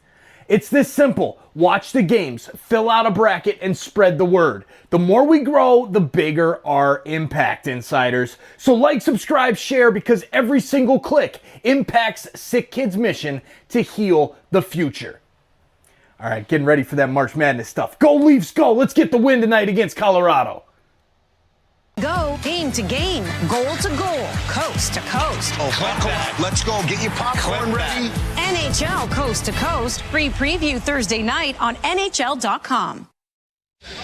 1-1 tie here in the second period, brought to you by Molson. Whether it's Canadian Ultra, Export, or XL, there's a Molson with your name on it. 13:59 to play in the second period. Power play goals for both teams. Matthews for the Maple Leafs, Chuskin for the Colorado Avalanche. Hockey gods can be cruel, right? Matthews gets a big break when Devin Taves deflects it into his own net. Then Matthews makes a great move and hits the crossbar. Well, in the old adage, no one ever said it was supposed to be fair. Flipped down from the wrong side of center by Benoit, and that is going to bring a face-off back into the Toronto zone.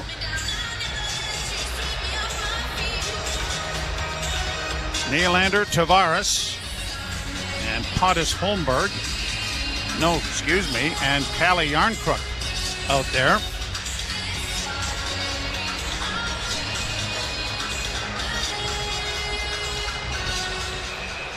And things weren't done according to Hoyle. They'll try again. Cale Makar picked up an assist on the goal in the power play goal. 111 goals, 304 assists through 384 games. Most by any defenseman. Goals or assists. He's going to score 30 this year, isn't he? It's incredible. 25. Yeah. At the point, long shot deflects wide into the far corner. NHS after it on the wing, taken to the boards, but he got it back to the blue line. Walking the line, Eric Johnson to the left wing side. Gerard couldn't get a shot away. Johnson does.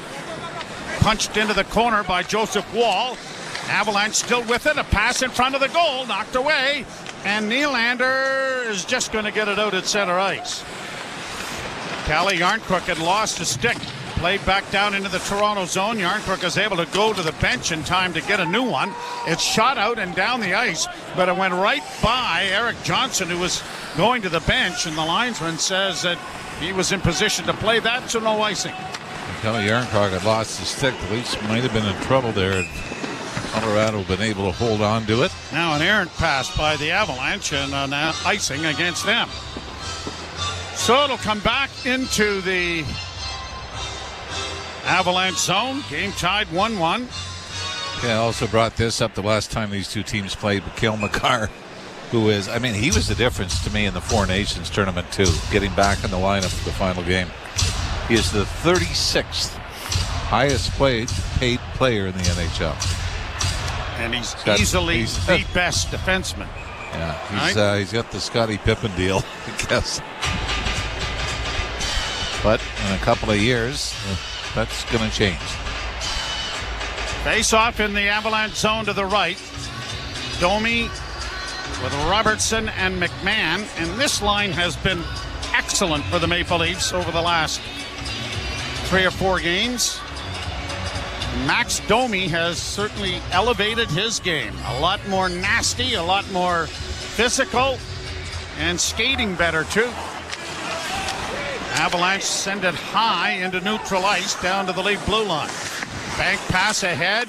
That got past Robertson, and it turns into an icing at the other end of the rink. So it's coming back into the Leaf zone. That was a decision Craig Berube made. They've had effective moments together, this line, McMahon, Domi, and Robertson.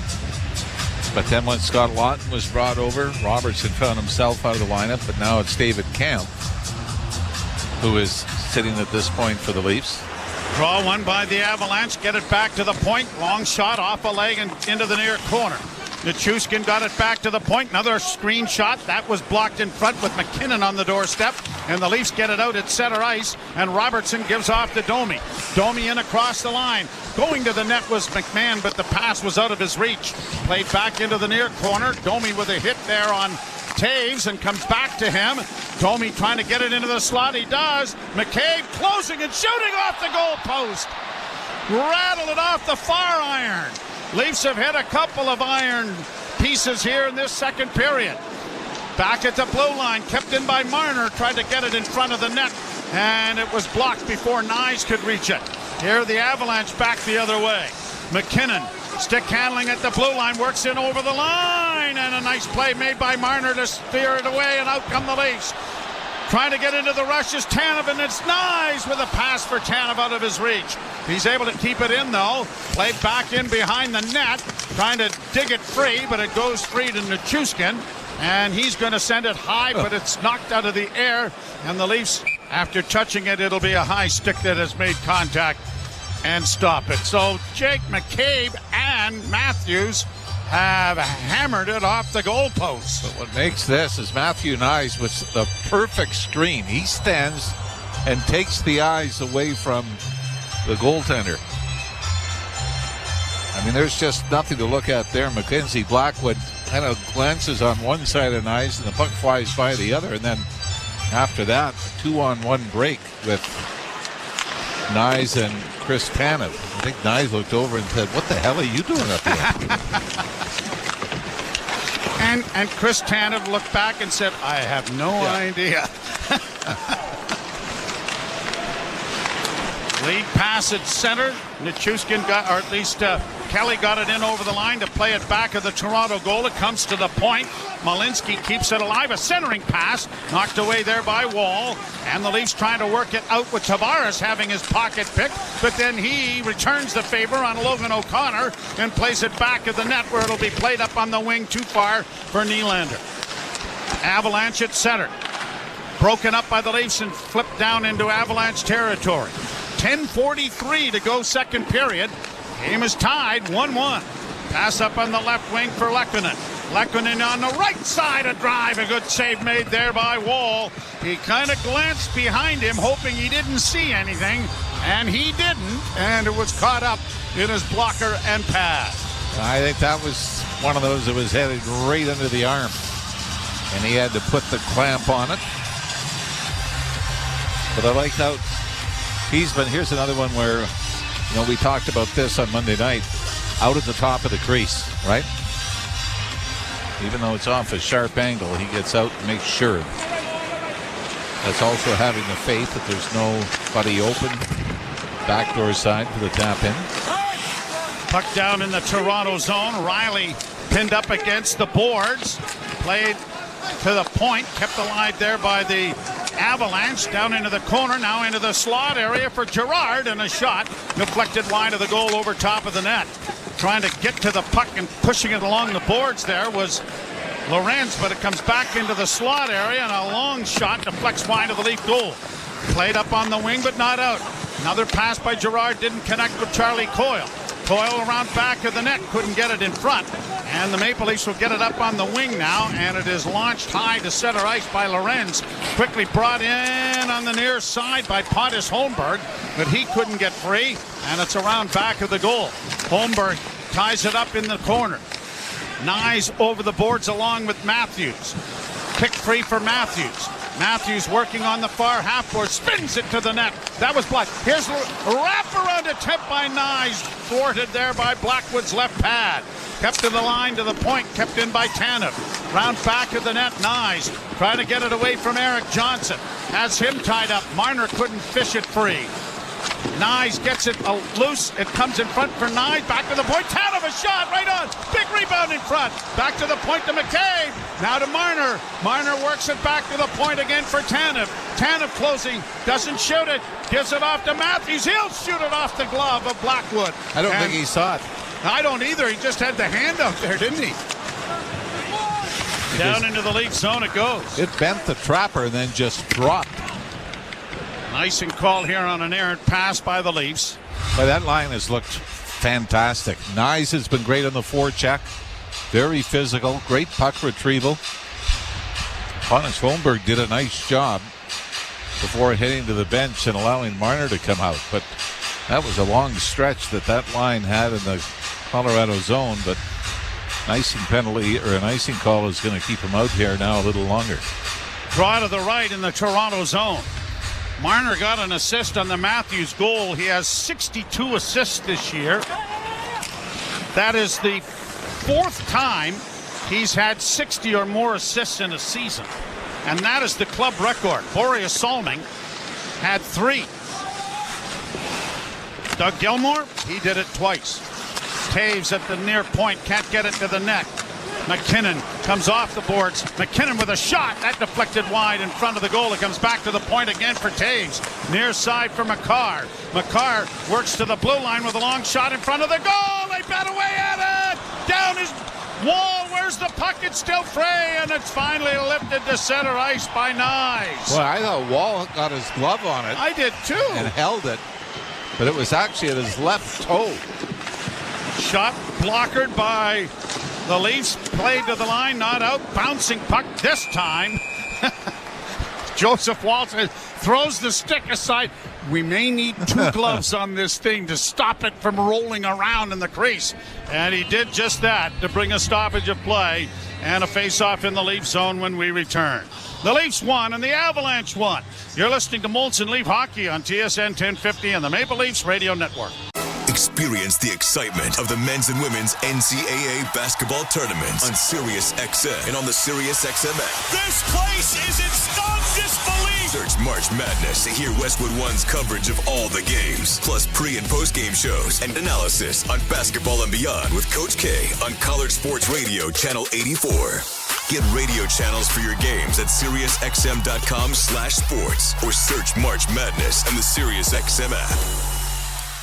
The Power Play with Steve Koulias. General manager of the Winnipeg Jets, Kevin Cheveldayoff. What would finishing first overall mean to the organization, Kevin? Well, I think any time that you can finish in an area where you're getting recognized, it's special. But again, the important thing for us is process. Is when we buy into playing the way we need to play, then we feel comfortable that we'll win more games than not, and then you let the chips fall where they may. The Power Play, weekdays 3 p.m. Eastern on NHL Network Radio, Sirius XM 91, and the Sirius XM app. The Point with Boomer Gordon. For months I've been listening to hockey people warn the Sabres, don't move on from Dylan Cousins. This is the one you'll regret. The fact that you're trading in division is amazing to me. This guy can come back and haunt you like every Sabre does. But if I'm an Ottawa Senators fan, Jake, I'm over the moon on this trade. Point with Boomer Gordon, 1 p.m. Eastern on NHL Network Radio, Sirius XM 91, and the Sirius XM app. The best hockey lives here. Burns gets it back. Stick handles to the backhand. Moves in front. Score! NHL play-by-play on Sirius XM. 7:46 to play in the second period. 21-15, the shots favoring the Avalanche. But the Leafs have hit a couple of goal posts, and the game is tied 1-1. Both power play goals, Matthews and Nichushkin for the Avalanche. 1 point, shots got to 14-13 for Colorado. Leafs only had 5 shots in the opening period, so 10 already here in the second. Draw one by the Avalanche, back to the blue line. Lindgren with a wrist shot that went wide of the goal.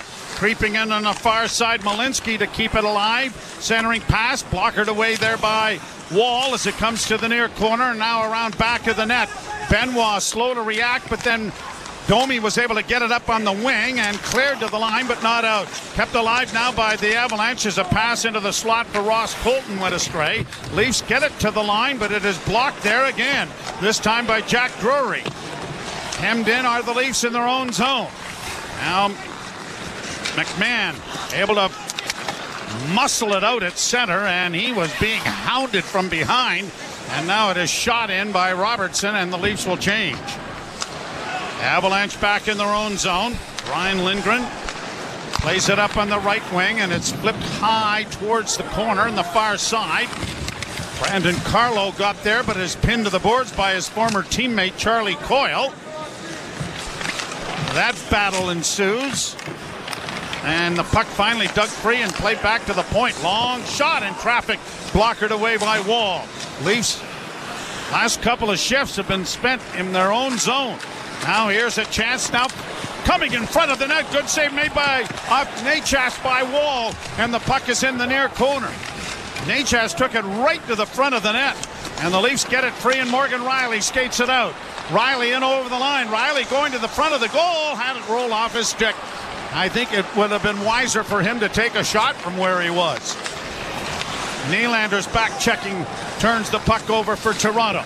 Up on the wing, Riley on the right side, a pass ahead, looking for Lawton, deflects in over the line, delayed offside, and MacKinnon had his pass go off a skate, and that forces the Avalanche back in their own zone. Up ahead, off the stick of Brock Nelson into the zone. Nelson will retrieve it, goes into the near corner, had it knocked off his stick, and Marner comes out into neutral ice with a backhand pass, trying to find Lorenz, but that didn't connect. Back come the Avalanche in over the line. Round back to the net, Nichushkin. Nichushkin had his cycle broken up there by Matthews. Leafs get it freed up, and it's up on the wing, and now Lorenz with a long right wing pass goes down into the zone. Quickly the other way, and an errant pass now, and an icing call here against the Avalanche. I'm not sure if Lorenz was out there because of a late change, or whether that was the line combination that was sent out. I think it was a late change. Now a face-off to the right of the Colorado goaltender. John Tavares comes out with Willie Nylander. Now we're seeing Kelly Yarncroc move up right to this line. They had Pontus Holmberg at the start of the game, but Yarncroc has... Kelly Yarncroc is sort of like getting a player at the deadline, isn't it? Yeah. Here's Nylander off a shot, and that was blocked before it reached the net. Tavares in against the end board, got it to Nylander in the near corner. Back to the point to OEL. Oliver Ekman-Larsson's shot was blocked, kept alive and played back of the net for Tavares. Into the far corner, he curls, still with it. Tavares around back of the net, faked it, and now tries to chip it back to the goal, or to the blue line, and OEL will send it right back from whence it came. And it's going to go around back of the net. Devin Taves is there to get it ahead, and Parker Kelly gets it out at center ice, and Kelly will bring it down into the Toronto zone. Kelly pushing it around back of the net. Good hit there on the boards by Oliver Ekman-Larsson. Then he missed a hit. The puck comes back to the point. One-timer deflects over top of the goal. Round back of the net, it'll come to the point. Lindgren trying to send it in front. That was blocked. Down was Wall. So was the defenseman as OEL went toppling over his goaltender. And now a whistle. I don't think it's a penalty. Couple of players had lost sticks. Oliver Ekman-Larsson back to apologize to Wall. John Tavares ended up losing his stick at the end as well. Oh, it looks like maybe. Yes. Are we getting a goalie interference penalty, Joe? That might be it. Yeah, Wall was the one that was knocked down a little earlier on. Parker Kelly was right there. 4:13 the time. Toronto number 91, 2 minutes each, roughing. Oh, never mind. Both are going off. You're listening to Molson Leaf Hockey on TSN 1050 and the Maple Leafs Radio Network. From the stadiums to the coziest holes in the wall. From house parties to porch hangs to pride celebrations. From your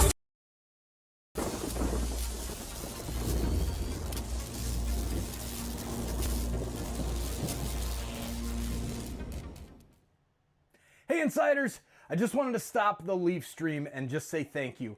Thank you to each and every one of you for helping me create this amazing community that we have here in Toronto Sports Insider. You see all of the basketball stuff going on. Our March Madness Bracket Mania campaign for SickKids Hospital kicks off tomorrow at noon Eastern.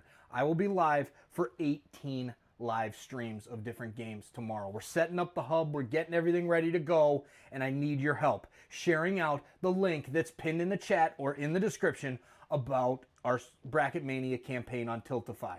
Donate if you're able, share that link out. Our goal is $100,000. We've already raised $10,000 in 11 months.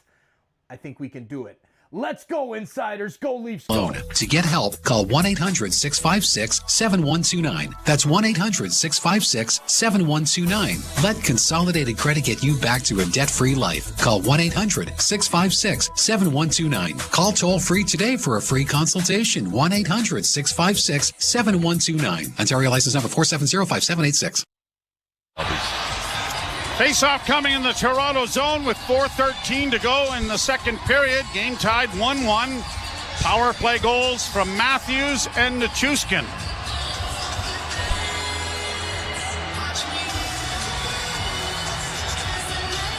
Draw to the left of Joseph Wall,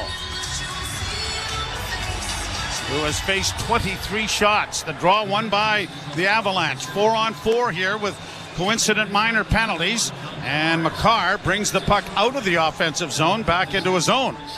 He had some difficulties handling it, but he has got it ahead to MacKinnon, who gets it up on the right side. Taves dropping for MacKinnon, and a wrist shot is off the mark wide. Rebound to the near side. Matthews won't get there. It's off a body and now pushed ahead, and Marner circles back into his own zone. Up ahead for Jake McCabe, dropped off for Tanev, and dropped even further for Marner, who got it ahead, and Matthews back to Marner as he comes across the line. Marner circles on the far half board, still with it. Had it in his skates, but then lost it, and it is the Avalanche getting it around back of the net for Eric Johnson. Played ahead, and now bringing it back into his own zone is Necas. Martin Necas comes to center and in. Working on the wing, then circles back out into neutral ice. You'll have to wait for a teammate to get onside. Avalanche back in their own territory. Defenseman Samuel Girard able to work away from one and now carry to center, working against Morgan Riley, and a wrist shot is blockered away by Wall, and it clears the glass and catches the screen. 3 minutes exactly remaining here in the second period. 47 seconds left in the coincident minor penalties to both Parker Kelly and John Tavares. Both teams seeing the second time tonight, these teams have played 4-on-4 for a full 2 minutes. This time they seem a lot more cautious, don't they? It's like nobody wants to get caught in one of the giveaways. Domi out with Nylander.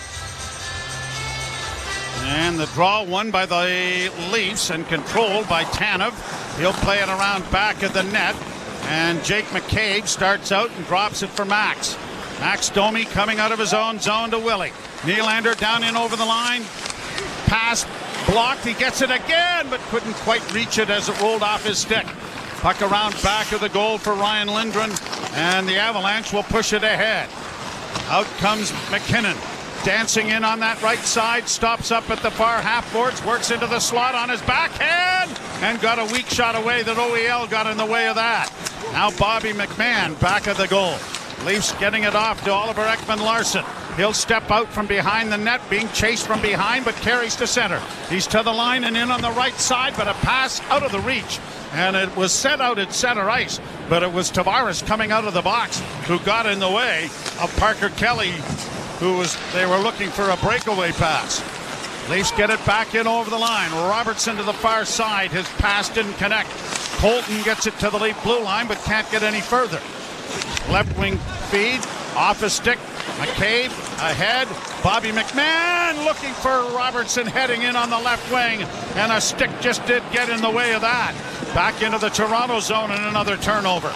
Leafs sending it high, but intercepted by Taves. He'll shoot it back down into Toronto territory. Minute and a half to go in the period, tied at a goal. Avalanche keep the puck in the Toronto zone. Johnson with a backhand that didn't reach the net. Johnson is able to corral his own rebound. Send it around back of the net for Colton. Colton trying to center, chop to the far boards and back to the point. Long shot, good pad save, and then lifted to center ice by Robertson. And pass. Hand pass, I guess, is going to be the end result. The Leafs have had a lot of almost odd man rushes, right? You just saw there Bobby McMahon tried to feather one from the right side, the right wing, across the slot, just got knocked down out of midair. They've done a very good job against MacKinnon and the speed and that through the game. They're playing well in their own end. Even though they've given up 25 shots, you don't feel like it's a game that they've been, outworked or even outchanced in. Here's Marner. In across the line, plays it into the left wing corner. Nyes trying to get there ahead of his man. Crumpled him on the boards. Centering pass for Matthews didn't work. And out come the Avalanche to center. Brought in on the right side, Nichushkin. Trying to make a pass into the slot for Taves. That didn't work. Comes back to Taves at the right point. Left wing side now for Lindgren. A shot! Oh, and that went just wide. MacKinnon letting it go. Puck knocked Marner's stick out of his hands, and then he had his stick kicked to center ice. Here are the Avalanche in front. Great save made by Wall off MacKinnon in front of the goal. Oh my, that's the save of the game right there. Marner is still without a stick and can't get it out, and a shot is deflected wide. Wall was knocked down by his own man at the point again. Left wing side, Girard to the right wing side, and a shot is over top of the goal. Now Wall gets his goal stick back, but Marner's without a stick entirely. It was kicked to center ice. Far side for Nelson. 3 seconds left in the period. Marner's going to kick it out at center to end the period. Could that have been an unsportsmanlike conduct penalty? That's exactly what I was thinking. Boy, that sure led to the best chances of the game for the Colorado Avalanche that haven't found the net. What a save on a redirection by Nathan MacKinnon right at the top of the crease to the left of Wall. Pass comes across, MacKinnon goes to tip it, and Wall just does get his left pad on it. Sorry, go ahead, Jim. Well, I was going to say almost disaster for the Leafs, but Joseph Wall, who has been steady most of the night, had to be spectacular in the last 20 seconds. 16-10, the Avalanche outshoot the Leafs in the second period, but a lot of that was in that flurry at the conclusion of the period, but just the 2 goals, power play markers apiece. Matthews for the Maple Leafs, Nichushkin for Colorado. We're tied at a goal. Jim Taddy and Anthony Stewart coming your way. You're listening to Molson Leaf Hockey on TSN 1050 and the Maple Leafs Radio Network. It comes around every year. People begin to scramble for information. It's a beast like no other. And VSiN is here to help you navigate the waters of the NCAA men's basketball tournament. It's Sharp Week, and our team of college hoops experts will guide you through your brackets. Want to know who the wagering sharps are picking? Tune into Sharp Week on VSiN.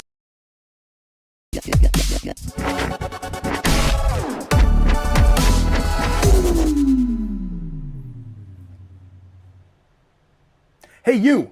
Yeah, you. I'm talking to you, the one that's hanging out with us. Are you checking your bracket right now for March Madness? Have you filled it out yet? The link that you see in the chat, in the description as well. Go sign up. It's free. Get your bracket in before they lock on Thursday at noon Eastern. Join our group. Let's have some fun. And hit that subscribe button while you're at it. Turn on the bell so you don't ever miss a game. We're on a mission to hit 100,000 subscribers/insiders, and you can help us grow this amazing community of sports fans making a difference. Join the conversation, keep it classy, and we'll see you in the chat. Good luck to your team and your bracket. Fill it out. Into playing the Brackets lock in less than 15 hours. Go Leafs, go. Then you let the chips fall where they may. The Power Play. Weekdays 3 p.m. Eastern on NHL Network Radio. Sirius XM 91 and the Sirius XM app. The Point with Boomer Gordon. For months I've been listening to hockey people warn the Sabres. Don't move on from Dylan Cousins. This is the one you'll regret. The fact that you're trading in division is amazing to me. This guy can come back and haunt you like every Sabre does. But if I'm an Ottawa Senators fan, Jake, I'm over the moon on this trade. Points with Boomer Gordon. 1 p.m. Eastern on NHL Network Radio. Sirius XM 91 and the Sirius XM app. Nothing puts you closer to the action than Sirius XM NHL Network Radio. Dallas already was the highest scoring team in the league since January 1st. They're so deep. They made a trade, like Michael Granlund there. Tyler Seguin may come back. Rantanen will fit in there beautifully. And another sort of guy drawn to the southern United States, no state tax team, good organization, and wanting to kind of set up shop long term there. So obviously it makes sense. Sirius XM NHL Network Radio. Sirius XM 91. The best player analysts and insiders live on NHL Network Radio. Mike Johnson. If you would have asked me, what's the one record that would never, ever, ever be broken? Was the 894 goals. Every single day he scores, that's sort of the lead story in the NHL. And yet here's Ovi about to do it, and he's going to push through 900 goals, and he could push to 1,000 if he wanted to if he played 3 more seasons. Get the latest opinion and analysis you need on the home of hockey, NHL Network Radio. Sirius XM 91 and the Sirius XM app. It's soccer's most thrilling league. Only the Premier League can make you feel like this. And now every match is on the Sirius XM app. Can you believe it? From the title race. This is remarkable. Keeps this title charge on track, surely. To the relegation fight. The impossible may still be possible. Hear every English Premier League match on Sirius XM FC 157 and the Sirius XM app. Just search for your favorite club. Hockey lives here. Suzuki sweeps it. There's a chance. Rebound. Caulfield shoots and scores. NHL play-by-play on Sirius XM. 50. Everywhere you want it. Molson Canadian Leafs Hockey is on TSN 1050 and the Leafs Radio Network. The Leafs live here. And it's tied at 1 after 40 minutes of play. TSN After 40 brought to you by 241 Pizza. Give yourself a high five. Buy any large traditional pizza. Get up to 3 medium, 1 topping pizzas for $5 each. 241pizza.com. Jim Taddy and former NHLer Anthony Stewart with you live from Scotiabank Arena. Tied at 1. There was a lot of ebbs and flows. Certainly, I would suggest to you now that Joseph Woll is the best Leaf on the ice. He's been excellent. He's faced 28 shots through two periods here. They've been crashing the crease. You saw him, sort of get run over there. I think it was by MacKinnon there. A phenomenal save he made in the last 15, 20 seconds there too. So he's been on his game, and great job on Berube and just reading the room and thinking, going back to him after Joseph Woll had a bit of a stumble as well too. So through 40 minutes, I think they've been outplayed, yes, but we talked about Toronto capitalizing on that power play, and they did. Austin Matthews, he got 3 shots, and I think in the first minute there, and ended up scoring as well. So Austin Matthews came to play. He's been on his game. Marner as well. You see him making some big defensive plays with no stick as well. So again, it's not the best type of hockey for Toronto right now, but going 1-1 with 20 minutes to go, I think they're in a pretty good position. But my one concern right now is just the volume. If Woll's facing 42, 44 shots, what does that do for him going forward? It's interesting. So I did the analysis after the Calgary game. Austin Matthews that night played, I think it was 16-something. He's already at 13-29. He's already at 12-18 at even strength, which is what his game total was Monday night. And the moral of that story is it's a game situation. Obviously, they had the lead and didn't need to play him, but they're playing him a lot. And I thought that aside from that bit at the end where Colorado took over the last 5 minutes, the Leafs' top line was very good. Yeah, they're going to the net. They're making plays.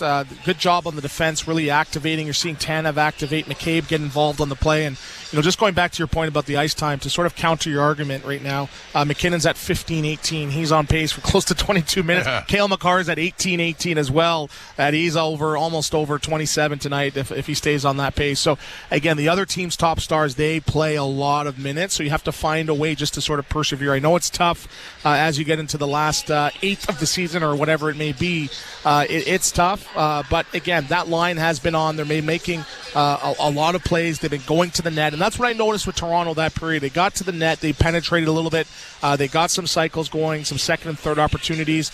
Marner almost scored on a great shot pass by Tanev and redirecting it home. So I'm going into that intermission feeling a little bit better because they control their destiny. It's not like they're just sitting back getting lambasted, or they're just, shot after shot. Yes, there are some sequences where they're stuck in their zone, but, they're counteracting and going off on the offense. So it's a good, not the best through 40 minutes, but they're setting themselves up to at least get a point, which against a high dynamic Colorado team, 1-1 going into the third period, I think you'll take it, Tats. Well, sure you would. And remember what was said in the pregame about how good Colorado is in the second period. What a great second period team they're in. Well, we're all even after 40 minutes of play. That's not a bad spot to be. Yes, goaltending can help solve a lot of those problems, but when I run out of adjectives, my default word is treat. Just watching Nathan MacKinnon with that puck, just the pace and how dynamic he is. Wow. And then, look, there's Cale Makar doing the exact same thing from the back end, right? So it's great to watch how they just control the game and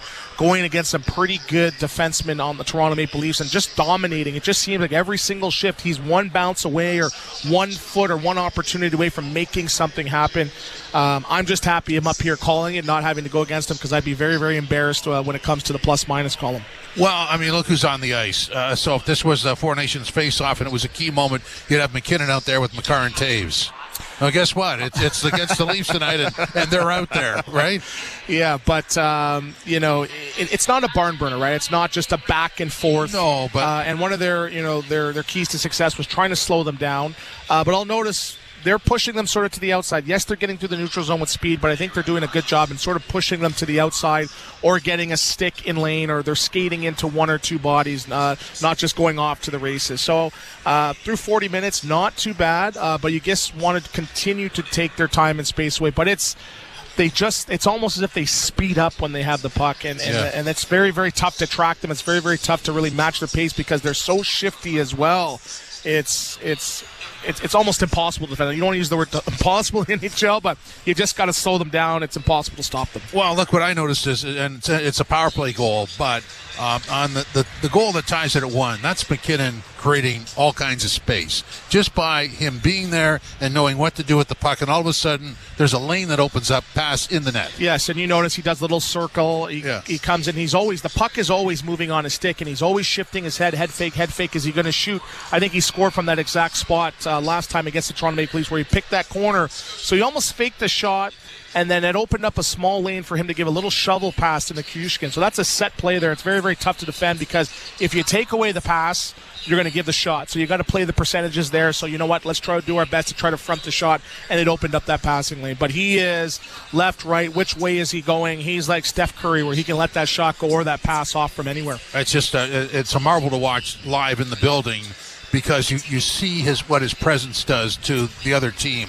They have to really respect that. You're going to get burned one way or the other, really, at some point. But pick your poison. Yeah, but he's that good, and just the body language on the ice tells you that. Yeah, and you see why he is a world-class player, and there's 3 or 4 on this Toronto Maple Leafs team, but he's on a whole different level. It's no slight at anybody else, but just the pace, and just shows what tremendous shape he is, how he takes care of his body. Knock on wood, he's been healthy most of the year as well, too. So you're watching a superstar and future legend of the game live, and I appreciate it seeing it from up here. Quick thought, what do the Leafs have to do to start the third period, or just get out of this? I think they have to have the same start, try to get the period's first 5 shots, get to the net, get in front of the goaltender's eyes, and hope for another power play. And they've scored on their last 4 power plays. Let's try to make it 5. It's tied at 1 after 40 minutes of play. This is Molson Canadian Leafs Hockey on TSN 1050 and the Leafs Radio Network.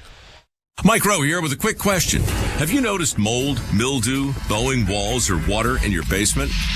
I hope not, but if you have, your basement is losing the war against groundwater. That's where Groundworks comes in.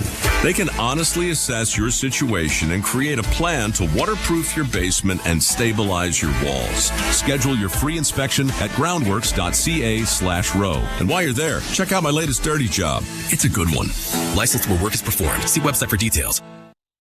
Alpine News Network is here live with one of our superheroes. Joe and Lucy needed a new roof and reached out to Alpine Credits. I flew over to help them with a home renovation loan. I suggested they transform their house into a giant robot head, beams that shoot from the eyes. Pew, pew! Instead, they just went with shingles. But it's pretty glorious. Own your home? Need a loan? Alpine Credits can help. Alpine Credits, where homeowners get approved. Just for license 12616. Dibs, one of the most powerful words in vacation planning. Next to Sunwing's save more, do more, that is. Why, you ask? Well, while you're asking, I'm booking.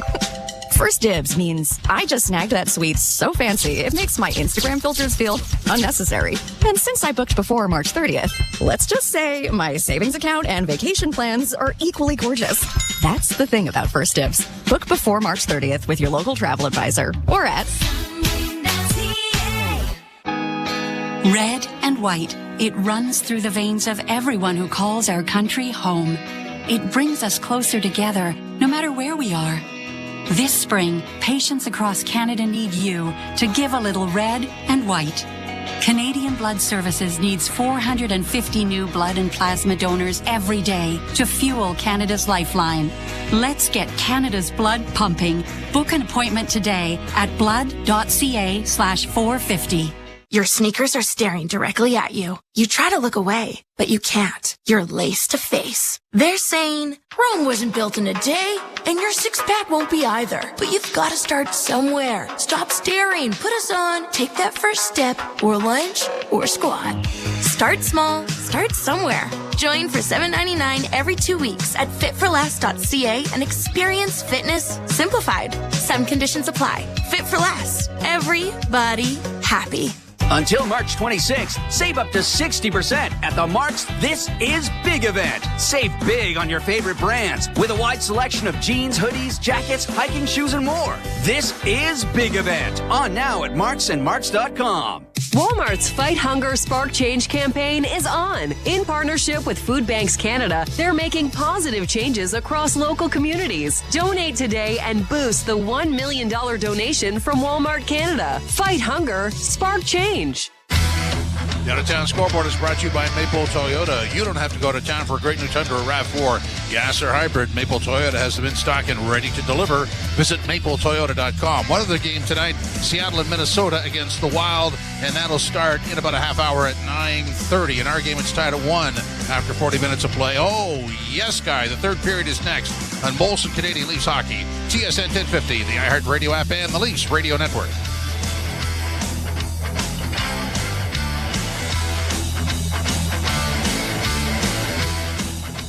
Hey everybody, I'm Andy Cohen. Hear me and my awesome lineup on Radio Andy. Andy Cohen Live. Gail King in the house. Jeff Lewis Live. It's Me Tanks. The Sisters Live. The John Hill The Show. Julia Cunningham Show. Here's What Happened Live. Reality Check. From pop culture, music to show-stopping moments. Kelly Ripa. Ed Sheeran. Jennifer Lopez. Lil Nas X or Elton. Do you know how many homes you have? Yeah, I do actually. Only on Radio Andy, Sirius XM 102, or listen anytime on the Sirius XM app. NHL Morning Skate. Defending Stanley Cup champion, General Manager Bill Zito. You have to be cognizant of the chemistry when you go out and make a potential trade, don't you? We enjoy a little bit of a benefit now where the room is so strong that they can absorb a lot. We just want seamless guys who come in. Their leaders are Reinhart, Kachuk, Barkov, Bobrovsky. That part, it takes care of itself. NHL Morning Skate with Scott Laughlin and Gord Stellick. Weekdays 7 a.m. Eastern on NHL Network Radio, Sirius XM 91, and the Sirius XM app. The Power Play with Steve Koulias. General manager of the Winnipeg Jets, Kevin Cheveldayoff. What would finishing first overall mean to the organization, Kevin? Well, I think anytime that, you can finish in an area where you're getting recognized, it's special. But again, the important thing for us is process. Is when we buy into playing the way we need to play, then, we feel comfortable that we'll win more games than not. And then you let the chips fall where they may. The Power Play. Weekdays 3 p.m. Eastern on NHL Network Radio, Sirius XM 91, and the Sirius XM app.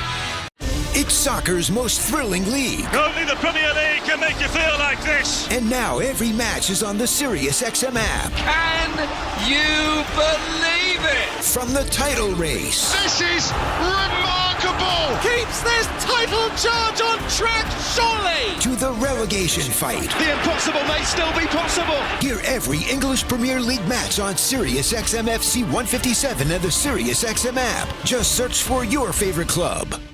Join me, Scott Laughlin, and Gord Stellick, along with former NHLer Mike Johnson for NHL Morning Skate, weekday morning, 7 a.m. Eastern on NHL Network Radio, SiriusXM 91. Two of the premier teams in the National Hockey League are tied 1-1 after 40 minutes of play. Austin Matthews from Marner and Tavares, 28 seconds into the second period, opened the scoring on the power play, and then Nichushkin from MacKinnon and Makar at 2:48 on a Colorado power play, and this game is tied 1-1. Both goaltenders have been very good, unfortunate at times. Now 28-15 the shots for Colorado, but two best opportunities the Leafs had that didn't go in probably in the second period, Joe, were Jake McCabe hitting the goalpost, Austin Matthews hitting the crossbar. Which, for those of you that may not know, that is not a shot on goal. Gee, really? I had no idea. I know you didn't. Why do you think I prefaced it the way I did? Well, you know what? I am amazed at the things I learn from you on a nightly basis. Well, there's so not much. A lot, there's so much more. There's so much more.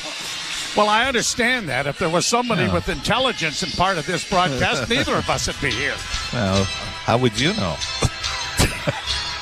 See? Never mind. I'm not getting into a war of wits when you are so unarmed.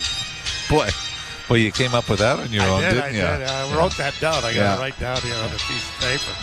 All right, we're ready to go with the third period. Leafs to the right, Avalanche to the left. And the puck is dropped, and we're underway as Makar steps up to the red line and shoots it into the Leaf zone. Tanev gets to it for the Maple Leafs and pushed it ahead to Matthews. Got it up on the wing, but it was out of the reach of Marner. He had it blocked, and Matthews is able to skate it to center. Matthews to the line and in, drops it off to Marner into the slot area. McCabe, and the shot goes off a stick and up into the screen and out of play. We've seen this a lot tonight, power against power, the MacKinnon line against the Matthews line. And that's got to be a decision that the home team makes, right? Yeah, and we've seen it a lot where opposing teams have done the same thing. They have matched up against each other in Colorado. And Jared Bednar and the Avalanche had last change. Draw one by the Avalanche. Taves swings it around the boards and down the ice it'll go. And icing at the other end. So it's coming all the way back into the Avalanche zone again. Leafs had just a slight edge, and face-off wins in the first period 53%, but John Tavares has won 9 of 11 draws.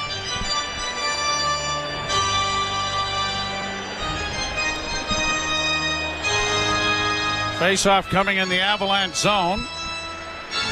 Mitch Marner has 2 takeaways in this game. And since 2018-19, he has 481 now takeaways. Matthews has blocked 479 shots. Both are best in the National Hockey League from that point on, which is kind of an amazing stat, I guess. Block shots, I don't think Matthews gets credit enough for the amount of block shots that he does. So usually not as, how do you say, spectacular as a defenseman? Because usually those blocks are higher out in the slot. Tavares lost the face-off. Taves rings the boards with it to get it out.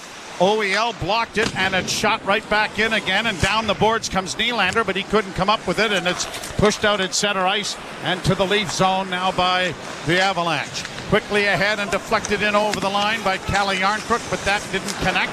And the Avalanche start out with Taves with a lead pass on the left wing and across the line into the slot. Looking around back of the net goes Necas. He comes out into the slot area to the point. Malinsky a shot, and that was blockered into the near corner. No one seems to know where it is, and neither does Wall. But the Leafs are able to break it out, and Nylander, being caught from behind, is able to free the puck up and can't get it off on the wing to Järnkrok. Nylander was at the end of a shift, but he has to stay out here now. Avalanche in with a shot. Stopped there on the short side by Wall. Leafs are in desperate need of a change. Willie, under normal circumstances, is Gonzo Alonso there, isn't he? Boy, Leafs are getting too many men in the ice penalty here. Yeah, Nylander appeared to be out of gas, but Leafs are going to, boy, they're getting back into this habit, aren't they? Penalty for too many players on the ice. Nylander is still out on the ice, and that was one of the reasons. I guess Robertson jumped on, and it's going to be Robertson who's going to take the penalty.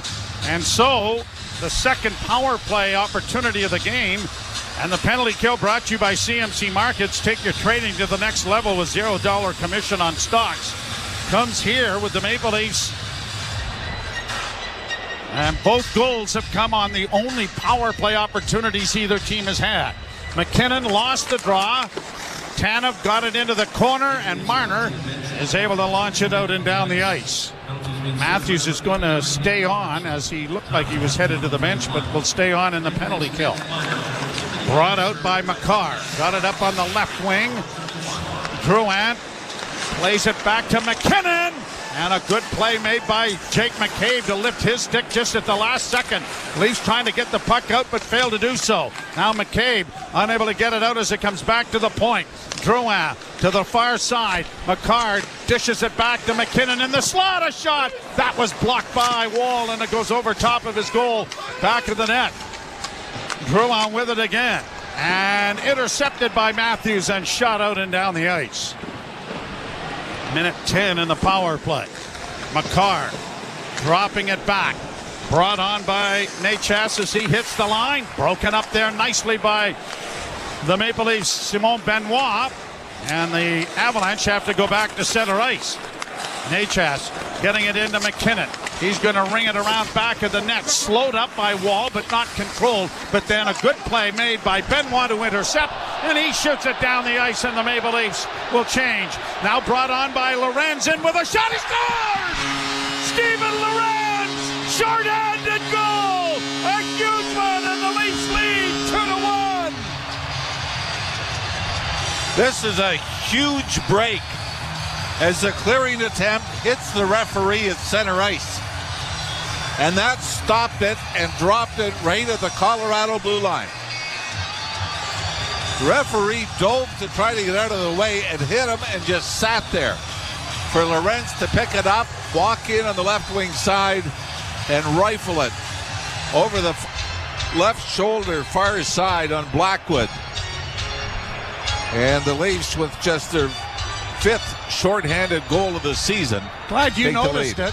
I looked down at my notes, and all of a sudden, wait a minute, it didn't ice? Yeah. What happened? And Steven Lorenz moved in, but what a shot. Yeah, and I mean, it's Colorado obviously isn't going to be thrilled with it, but it happens. You remember Austin Matthews hit an official behind the net, which turned out to be the game-winning goal against Washington for the Capitals. Fifth shorthanded goal of the season for the Maple Leafs, and first of the season for Steven Lorenz. Here's Tanev up against the boards in the near corner. Got it ahead. Matthews diving but can't get it out at the point. Ross Colton holds. Works in with a pass in front. Deflected just wide. Oh, that was very close. Marner can't get it out and down the ice as it goes free back of the goal for Charlie Coyle. Coyle banking it to the blue line for Nelson.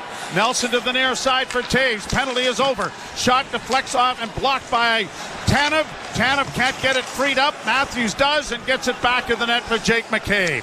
McCabe will give it back to Chris Tanev. Both teams changing, but the Maple Leafs get a huge break and get the lead on a shorty. Played out at center ice and knocked back in, but now the Leafs on a delayed offside have time and space. Tanev got it ahead for Tavares. That was broken up. Tanev again with McCabe. McCabe's pass got ahead for Nylander. Nylander on the near wing, can't get in over the line. Tavares and Yarncrook steal it back. By the first goal in 19 games too, Joe, for Steven Lorenz. Brought out at center ice now by the Leafs. Flipped into the corner by Jake McCabe, who's peeling to the bench. A centering pass blocked. It comes back to where McCabe might have been, but the defense hadn't changed enough in order to have a player there, and it's back out at center ice. Now Tavares sending it down into the corner, and Robertson into the forecheck along with Bobby McMahon. McMahon coming out of the corner on the far side. Forces it back, but it's intercepted, and Jonathan Drouin will get it out at center ice for Necas. Necas in over the line. Still with it on the right wing side. Plays it down into the corner. A pass comes back to the point. Kept in now, and a long shot is blocked. The Leafs are able to get it out. Robertson playing it ahead, but it's broken up, and now Domi is able to backhand but not get it in deep. And it's back out at center ice, and here's Martin Necas with it again. In across the line, into the slot area, and a drop pass comes to Malinsky, in the left hand of Joseph Woll. Snaps out there with authority to take that away and hold for a face-off. It's the top of the right wing circle, fairly far out, but Wall comes well out, top of the crease, cut it down, and snag a glove side. Colorado out shooting the Leafs 32-18. But that doesn't really feel like it tells an accurate story of how the game has gone, does it? Benoit is going to get the gift assist. As his icing attempt went off the official, and Steven Lorenz took it the rest of the way. Puck in the Toronto zone. McCabe gets it ahead for Matthews. Matthews to center, dumps it into the left wing corner. Round back of the net, Devin Taves is there. He had it knocked away, cleared up on the wing, stolen by Marner in front of the net. Matthews, and the shot deflected off a body and went wide. But now here's Nyes, centering now for Marner, who works back towards the blue line. Marner along the boards, had it knocked away by Nichushkin. Nichushkin plays it up on the wing. Morgan Riley trying to keep it in, but it is poked out into the center ice area, and the Leafs will have to go back for it. Oliver Ekman-Larsson around back of the net. 13:50 to play in the third. The Leafs grab the lead for the second time in the contest. Brought to the line and in by Lorenz. Lorenz takes a hit to get it down into the corner. Now Lawton couldn't get it freed up for Lorenz, and it's played off the boards, and now the Avalanche will get out at center, but Scott Lawton got back to negate the rush as Wall is out of the cage to play it around on the boards to the near side. Leafs are able to break it out, and Morgan Riley gets into neutral ice, but is double teamed there, and the puck goes under control of the Avalanche right at their own blue line. Necas works back into the center ice area. His pass got in over the line, trying to drive on a backhand, and that was knocked away off Jack Drury's stick. Back of the net, Necas with it again. Taken to the boards efficiently there by Benoit. Puck comes back to the near side. Nylander trying to get an angle on his man, but it comes back to the point, and a whistling shot deflected off a body and went harmlessly wide. In along the near boards, Tavares tangles with his man. Drouin gets it back to the point. A shot stopped by Wall. Rebound in front of the goal. Leafs need to get it out, and just do. Now it is off a body and down into the Avalanche zone. Colorado with a lead pass to center. Drury got in over the Leaf blue line. Place it into the slot. Back to the near side, and a backdoor play for Colton didn't work. Back to the point again, and a long shot is off a body. Nylander has it in his own end, just flipping it down, but it's going to be wide of the goaltender, and so icing is going to be called here. Yeah, you got to be impressed. The back-to-back games we've seen Colorado, and to watch them live here tonight, they are a contender, right? They made a lot of changes, but boy, do they seem dangerous every shift. Yep. The Leafs have done a pretty good job getting their sticks into lanes, getting back, good coverage in front of Wall. Wall's come up with some big stops when needed. But boy, it's hard not to feel like you're just surviving a lot of these shifts. Puck in the center ice area. Makar shoots it in. Marner on the far corner to Matthews. Matthews flipping it out at center off the glove of Nylander, who is still out there, and now played up on the wing, and the Avalanche can't get into the Leaf zone. But an errant pass broken up. Nelson in now into the slot. Oh, what a save! Holy MacKinnon, the left hand of Joseph Woll makes an enormous save, and many of them are on their feet appreciating that. All right, Jake McCabe tried to go back up the middle. It was picked off by Brock Nelson. And Nelson still looking for his first goal as an Avalanche. Walked in from the high slot. Tried to go glove side, and Wall snagged it. You're listening to Molson Leaf Hockey on TSN 1050 and the Maple Leafs Radio Network. It comes around every year. People begin to scramble for information. It's a beast like no other. And VSiN is here to help.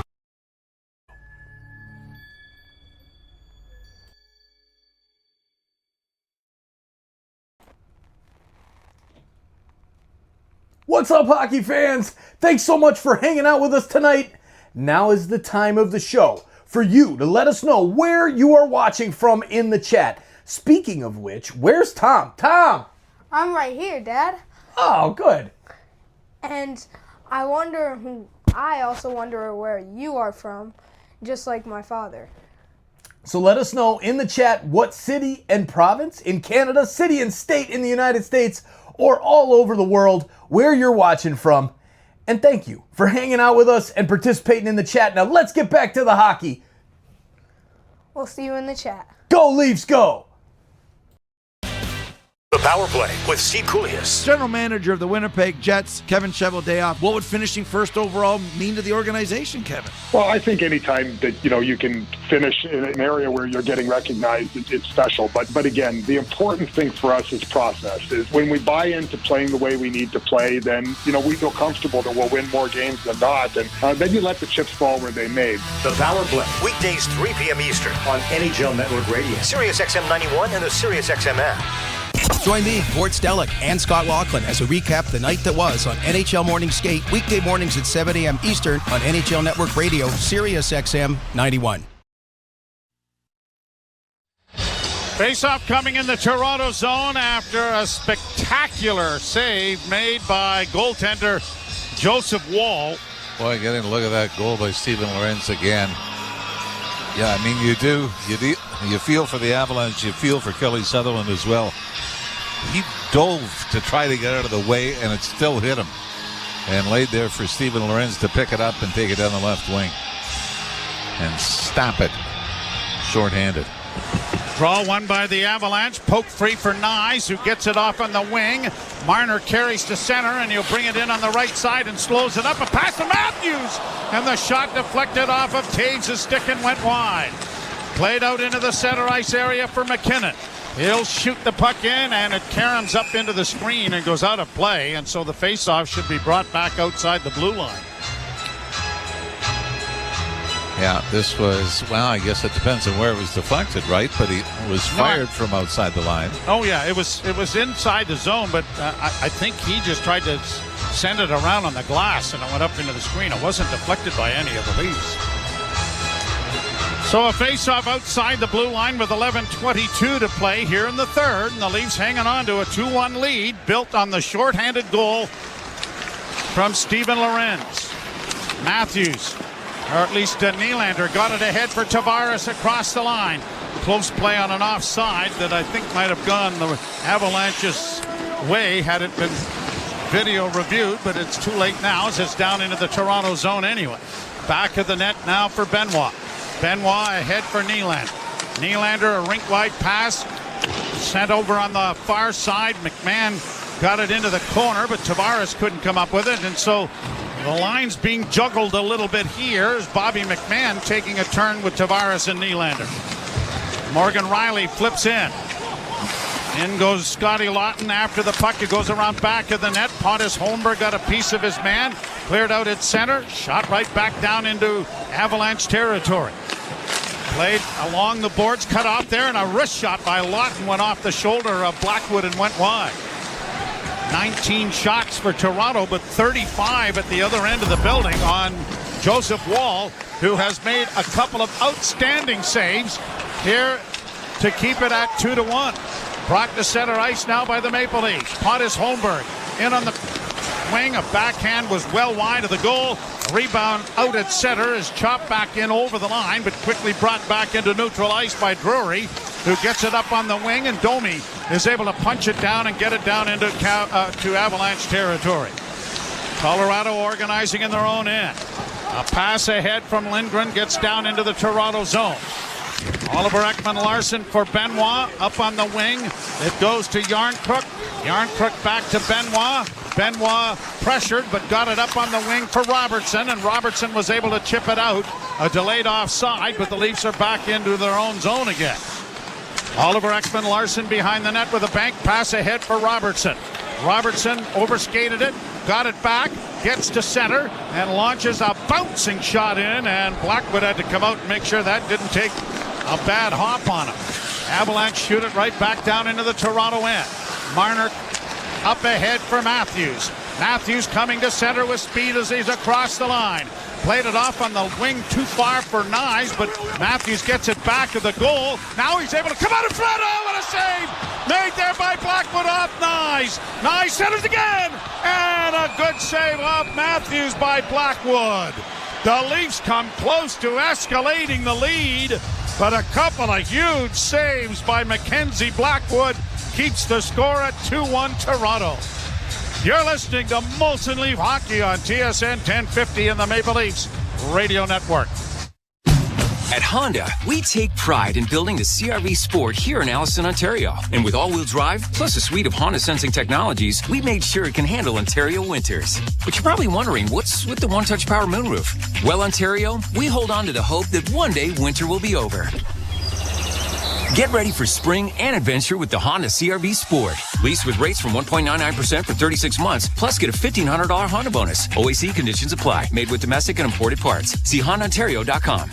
From the biggest stadiums to the coziest holes in the wall. From house parties to porch hangs to pride celebrations. From your favorite fuss shop to your local Indian spot. From noodle bars to sports bars to salsa bars. There's a Molson with your name on it. Canadian Ultra XL. Molson. Everyone in. Must be legal drinking age. Until April 2nd, sky-high elegance at dream prices during the Air France Rendezvous.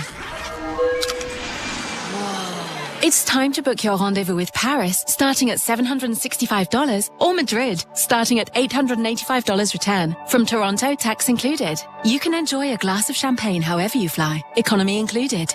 Elegance is a journey. Air France. Travel from March 17th to June 28th and from August 24th to November 30th, 2025. See conditions at airfrance.ca. Joe Bone and Jim Ralph here.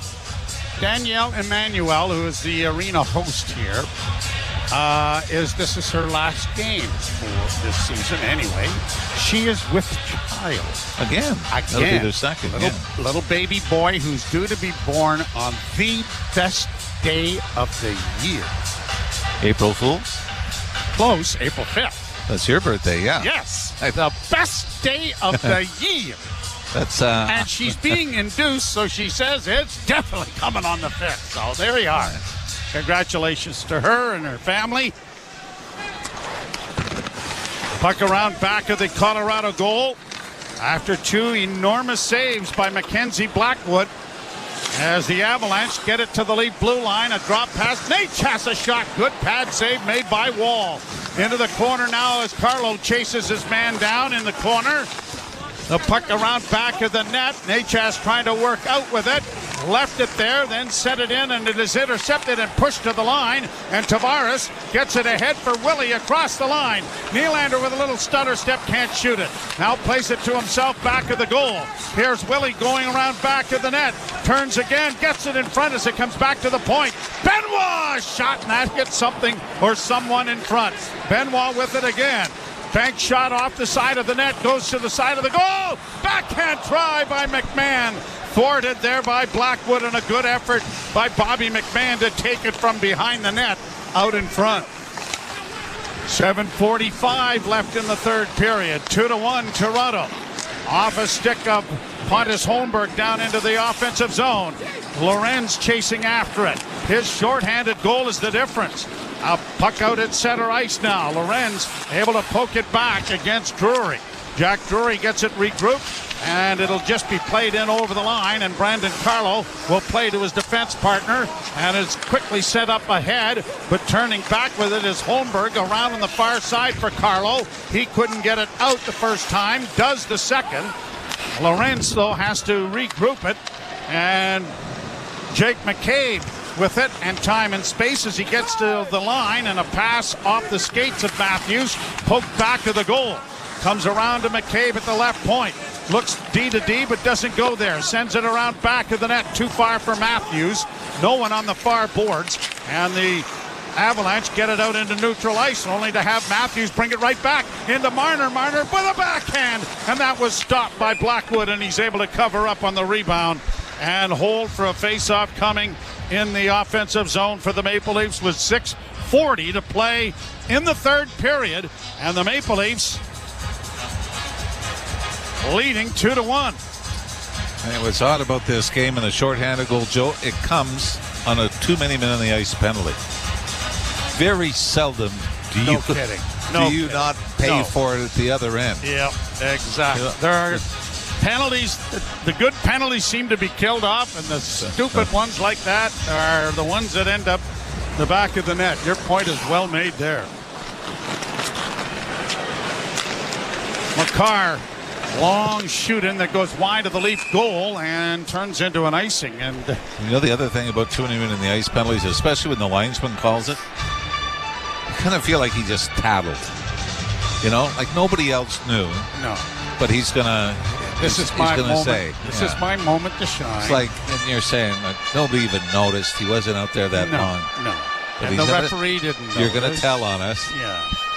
Nah.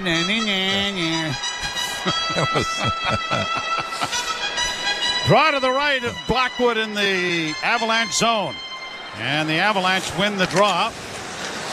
But it's intercepted by Marner. Marner backhanding it wide of the net. Matthews goes to it. Matthews curling out of the corner, back to the point. Shot deflected off a body. And it's grabbed by Brock Nelson and sent out at center ice for MacKinnon. He's going to shoot it in. Wall couldn't slow it up as it comes around the boards, but now Tanev got it back up on the wing, but Eric Johnson was able to keep it in. Marner and Matthews can't work it out. It's still free at the side of the goal. Tanev knocking it back into the corner. Oliver Ekman-Larsson gets it on the glass, but it's stopped at the blue line. Good play there by Makar. Makar works to the left wing side and stops it up. Just did keep it in. Into the corner for Nichushkin. Nichushkin back to the blue line. Here's Eric Johnson breaking his stick, and a shot stopped by Wall off MacKinnon. And he's able to corral the rebound. Boy, it was a changeup that comes from the right point as Johnson's stick breaks as he delivers it to the net. And an anxious moment for Joseph Wall because the first one to swipe at it when it got to the goal was MacKinnon in close. 2-1 Toronto. You're listening to Molson Leaf Hockey on TSN 1050 and the Maple Leafs Radio Network. This is the Grateful Dead channel. We can do anything we want. Join the long, strange trip. I need a miracle every day. Hi, this is Bobby Weir. I'm Bill Kreitzman. This is Mickey Hart. On the band's exclusive home on Sirius XM. Sugar Magnolia, Blossoms Bloom. We do it for those moments. It's amazing stuff. Touch of the rain. The Grateful Dead channel, Sirius XM 23, and at home on your phone, computer, Alexa, TV, or other internet-connected devices. The Point with Boomer Gordon. For months, I've been listening to hockey people warn the Sabres, don't move on from Dylan Cousins. This is the one you'll regret. The fact that you're trading in division is amazing to me. This guy can come back and haunt you like every Sabre does. But if I'm an Ottawa Senators fan, Jake, I'm over the moon on this trade. Point with Boomer Gordon. 1 p.m. Eastern on NHL Network Radio, Sirius XM 91, and the Sirius XM app. It's soccer's most thrilling league. Only the Premier League can make you feel like this. And now every match is on the Sirius XM app. Can you believe it? From the title race. This is remarkable. Keeps this title charge on track, surely. To the relegation fight. The impossible may still be possible. Hear every English Premier League match on Sirius XM FC 157 and the Sirius XM app. Just search for your favorite club. The world's most thrilling league is now in the palm of your hand. Hear every English Premier League match all season long on the SiriusXM app. Just search for your favourite team. Chat with Scotty Lawton after the game the other night and how excited he is to be back. Family and everybody from Oakville very much involved, and he's just saying, I got to get one here sooner or later to get things rolling. Well, as we said, Steven Lorenz snaps a lengthy drought, 18 games without a goal before tonight, and it couldn't be bigger. Draw in the Toronto zone to the left to Joseph Wall. 5:36 to play in the third period. Leafs outshot 37-23, and the Avalanche win the draw, and there's a shot that whistled wide of the net from Eric Johnson. Kept in now for MacKinnon, trying to come out in front with a shot, and it was Necas who let it go, and it deflected just wide. Rebound in along the boards is chopped out at center ice. Avalanche being hounded there on a long shoot-in. Wall is able to stop that and get it to OEL. He gets it up on the wing, and it's just going to be flipped out at center ice by Nylander, who's heading for the bench. Necas works back through the neutral zone and in. Trying to stick handle through. Couldn't against OEL. Played up on the boards and out into the center ice area. Makar backpedals into Avalanche territory. Under 5 minutes to play in the third. Martin Necas has his pocket pick. The Leafs get it in over the line for Nyes. Wrist shot is high and wide, and Karam's up into the screen and out of play. And a face-off is going to come back in the Avalanche zone as it was redirected on its way to the net. A great pickoff by Austin Matthews at center ice and turn it back the other way. Hey, watching Cale Makar, it's like watching Mitch Marner on defense. I mean, just his vision and how he starts to cut one way as soon as the defender commits. He goes back the other way. I mean, he's an absolute talent, isn't he? Is he ever?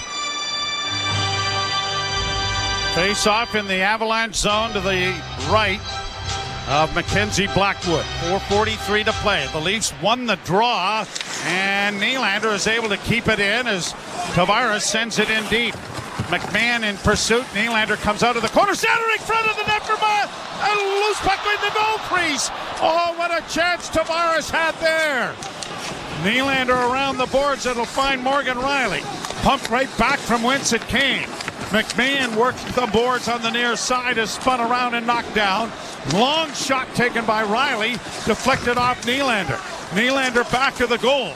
Working back towards the half board, still with it to Riley, and a shot is deflected in front by Tavares, but Blackwood got a pad on it. Good shift here from the Maple Leafs, and a wraparound by Tavares went wide and into the near corner. Finally, the Avalanche get a hold of it. Malinsky brings it out at center. In across the line now for Colton. A long shot is into the glove of goaltender Wall with 3:45 to play in the third period, but a great shift by the Tavares, Nylander, and McMahon line. Yeah, that's what, at least 3 or 4 great opportunities they had on that last shift. They were able to get it to the goal line in behind. Blackwood, as John Tavares tried to bank it from below the goal line, off the goaltender and in. It hit him, but didn't quite have the momentum to get back towards the net over the goal line. Draw one by Toronto, played off the boards to center. Makar will drop it back for Devon Toews. A pass errantly goes down into the Leaf end, and an icing call with 3:34 to play in the third period, coming back into Avalanche territory. The Maple Leafs come into the game currently in third place with 83 points, the same amount as Tampa, and 2 back of Florida with a game in hand. Yeah, so this would put them even with Florida, but because of regulation wins, the Panthers would still have first place ranking. Draw one by Toronto, but Nyes unable to handle it. Now blocks a pass, but it is gobbled up and played off the glass to center, off the stick, and now here's MacKinnon dancing in on the right side. Good block made there by the Maple Leaf defense, and cleared off the glass and down into Colorado territory by Matthew Nyes. 3:14 to play in the third. Taves around back of the Colorado goal. Edging his way to center. Flips in wide of the Leaf net. OEL got it around the boards on the near side, and it's onto the stick of the Maple Leafs. And it is Calle Järnkrok sending it in. In goes Pontus Holmberg into the forecheck. He is tackled there by Devin Taves. No call. Now both players get tangled up again. Here the Avalanche in on the left wing. Sharp angle try, and it comes back to the blue line. Punched back out at center ice by Pontus Holmberg. Leafs are changing. 2:40 to play. We're keeping an eye on Blackwood for you. Out at center ice, it's banked in over the line, but broken up by the Maple Leafs. Tavares was taken down. Could have been a penalty there, but none called. Banking it into the Toronto zone and left back of the net. Tanev gets it off on the wing.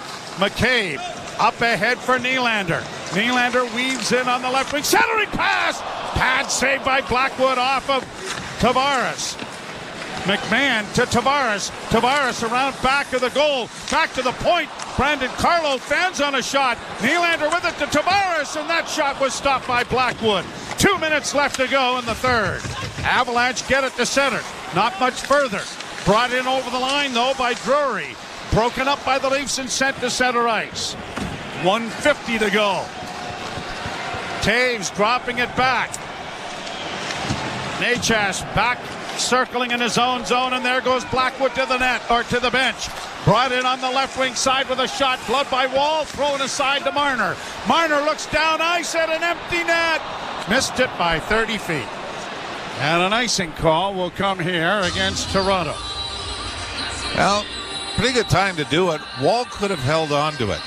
But I think sensing that the Leafs had a little bit of time and space, drops it for Marner at the side of the net. Marner circles the goal, and then on the forehand tries for the Hail Mary to the other end. But that line had just come on, so they're fresh. And the face-off is to the left of Wall as Matthews scrum the draw, but it comes back to the blue line. McCarr sends it down around back of the net. Broken up there.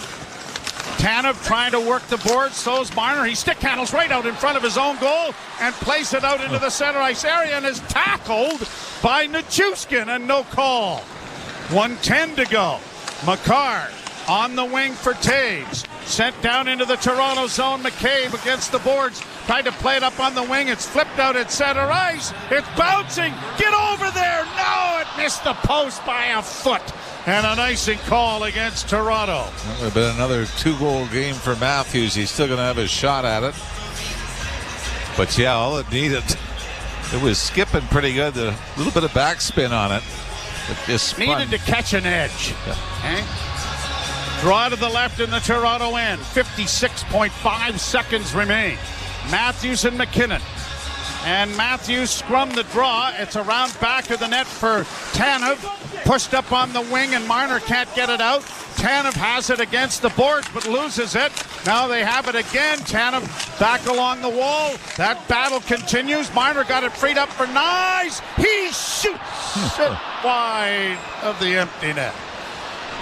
Well, they've missed it on both sides. And you know what? Hindsight being 20. He had time to skate that out of the zone. Yes, he did. But if he hits it, we're going to say what a great play. It looks like Colorado has called a timeout here. Even though the icing is going to have these same players on the ice. So the Leafs catch a break here in that Colorado needs some time to rest their guys as well and come up with some sort of strategy. I was just looking down at that last face-off, and you're saying, look at the talent on the ice right now, both teams. Look at the dollar signs. Well, at least I can count the talent. Well. So here we go. 36.5 seconds remaining in the third period. Face-off will be in the Toronto zone. They'll decide which circle they want to have it in when they come back. And it will be to the right of Joseph Wall. MacKinnon is not going to take the draw. Brock Nelson is going to take the face-off.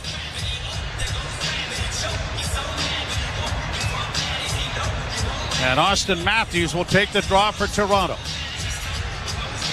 3 attempts at the empty net hasn't resulted, and now the draw won by the Avalanche. Makar on the far side for MacKinnon, back to Makar. Makar with a shot in traffic that was deflected wide.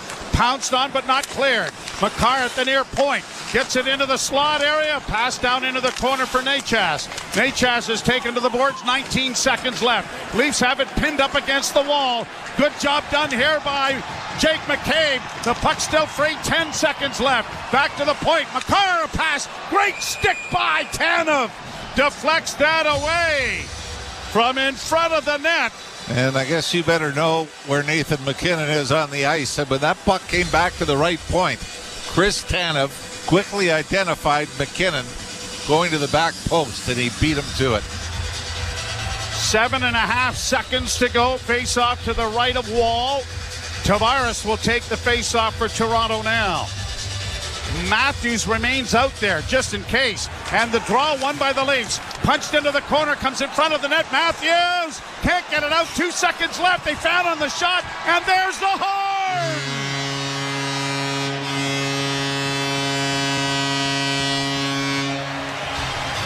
Somewhere along the road, your goaltenders have to win games.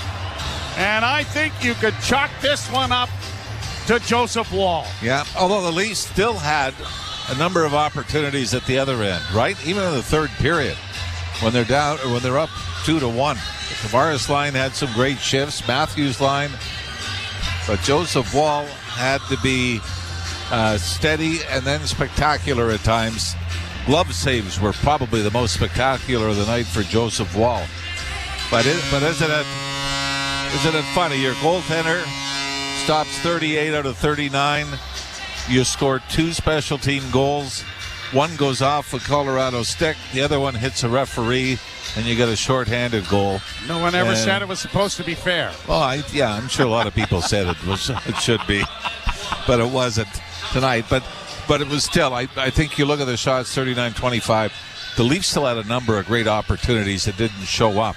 The difference being that Blackwood didn't have to make as many difficult stops as Joseph Wall did in this game. And you and I said that during the one of the commercial breaks. If Austin Matthews was hurt, I don't think he is anymore, because the last 2 games has been exactly what we've seen from Austin Matthews through most of his career. The shot differential was built over the first 2 periods, and more so in the first period. But in the third, 11-10 is the shots favoring the Avalanche. And so the Leafs buckled down and did a pretty good job in front of Joseph Wall. And, of course, Steven Lorenz, an unlikely hero, as you probably are going to pick before a game, scores the shorthanded goal off a huge break when Kelly Sutherland, the referee, is struck with the puck. And Lorenz goes in, and really, for a goaltender, maybe a bad goal. I mean, he was out on an angle, and it beats the glove. Yeah, and we had said this before, and Joseph Wall and Anthony Stolarz have gone through it, where when they're on, you don't get beat one-on-one. And that was Lorenz coming down the angle.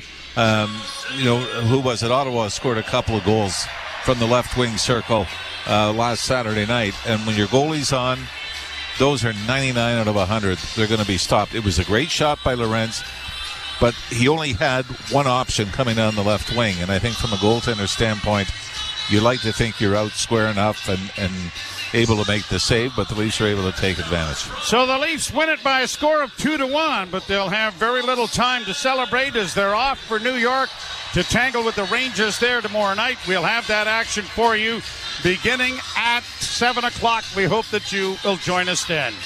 Anthony Stewart to join Jim Taddy, the post-game show coming your way. You've been listening to Molson Leaf Hockey on TSN 1050 and the Maple Leafs Radio Network. It comes around every year. People begin to scramble for information.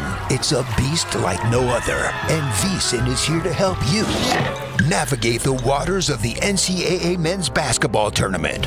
It's Sharp Week, and our team of college hoops experts will guide you through your brackets. Want to know who the wagering sharps are picking? Tune in to Sharp Week on VSiN, Sirius XM 158.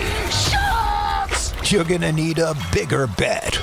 Nothing puts you closer to the action than Sirius XM NHL Network Radio. Dallas already was the highest scoring team in the league since January 1st. They're so deep. They made a trade, like Michael Granlund there. Tyler Seguin may come back. Rantanen will fit in there beautifully. And another sort of guy drawn to the southern United States, no state tax team, good organization, and wanting to kind of set up shop long term there. So obviously it makes sense. Sirius XM NHL Network Radio. Sirius XM 91.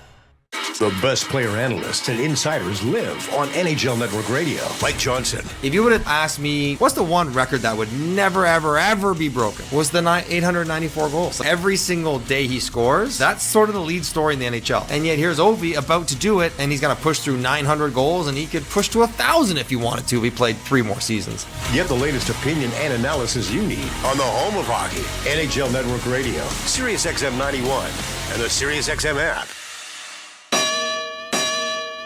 Hey, Jim Rome here. What's cracking? Hi. Hope you're enjoying the game, and when you're not taking in a game, find us on Sirius Channel 161, XM Channel 206. In fact, we'll be there every weekday afternoon, 3 p.m. to 6 p.m. Eastern Time. If you've got something you want to break down from this game, you know where to find us. Just make sure you have a take and don't suck. Step your game up. That has never changed. In fact, this show has never changed. We're just back home, and it's great to be there. Sirius 161, XM 206. See you there. It's soccer's most thrilling league. Only the Premier League can make you feel like this. And now every match is on the Sirius XM app. Can you believe it? From the title race. This is remarkable. Keeps this title charge on track, surely. To the relegation fight. The impossible may still be possible. Hear every English Premier League match on Sirius XM FC 157 and the Sirius XM app. Just search for your favorite club. The biggest names in the game. Trying to get behind, wrist the line, and walks in, put it between his legs, shoots it, score! NHL play-by-play on Sirius XM.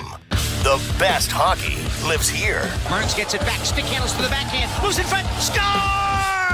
NHL play-by-play on Sirius XM. Hockey lives here. Suzuki sweeps it. There's a chance. Rebound, Caulfield shoots and scores. NHL play-by-play on Sirius XM.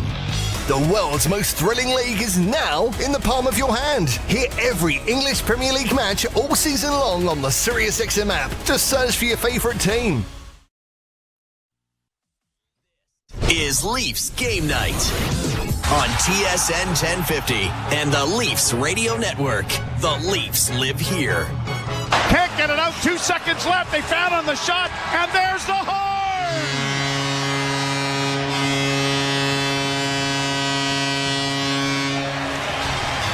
Somewhere along the road, your goaltenders have to win games. And I think you could chalk this one up to Joseph Woll.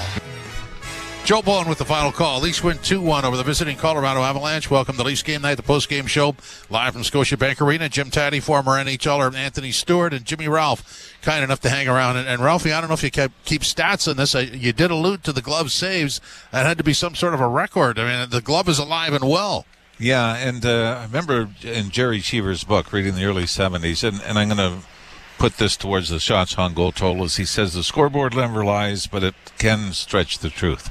And I just thought it was one of those games you're going to look at this and say, boy, Leafs were outplayed badly. And that really wasn't the case.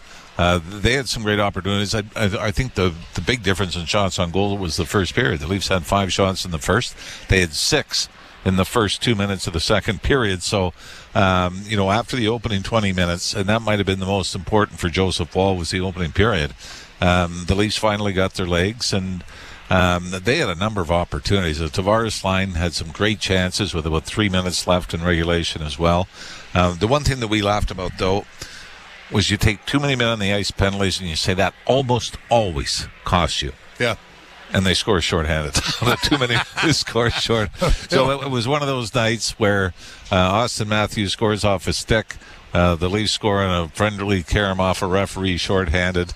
Your goaltending's great, but I don't know about you, Stewie. I just loved the pace again. Back-to-back nights where the pace was good. It wasn't slow or lethargic or just trying to defend.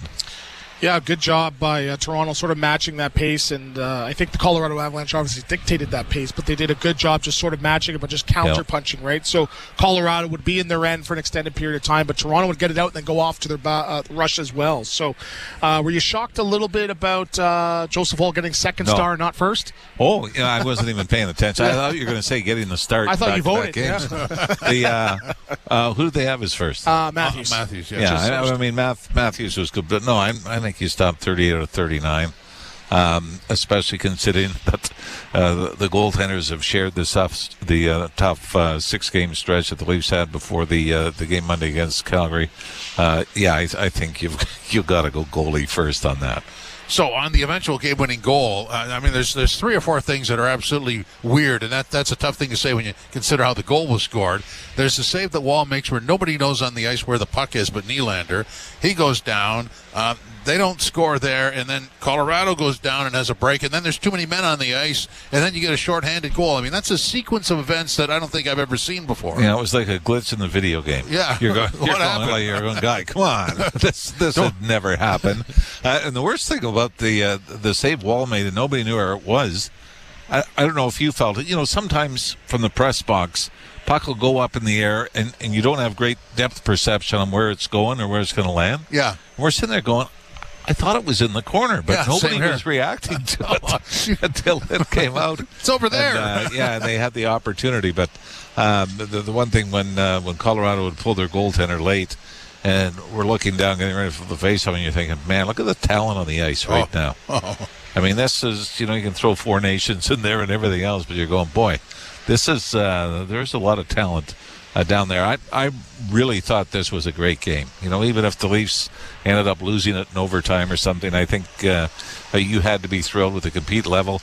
This is only the second playoff team they've beaten since the 4 Nations break, and the last one was Carolina, the first game coming out of the break. Another goal for Austin Matthews. He now has a 3-game goal streak where he's got 4. What do you think of his game as of late? And what was impressive for me was just coming out of the gate of that second period, he gets 3 shots on net in one sequence there, and then his 4th, it ends up going in the net. Well, I said to Joe, I don't think he's hurt. Yep.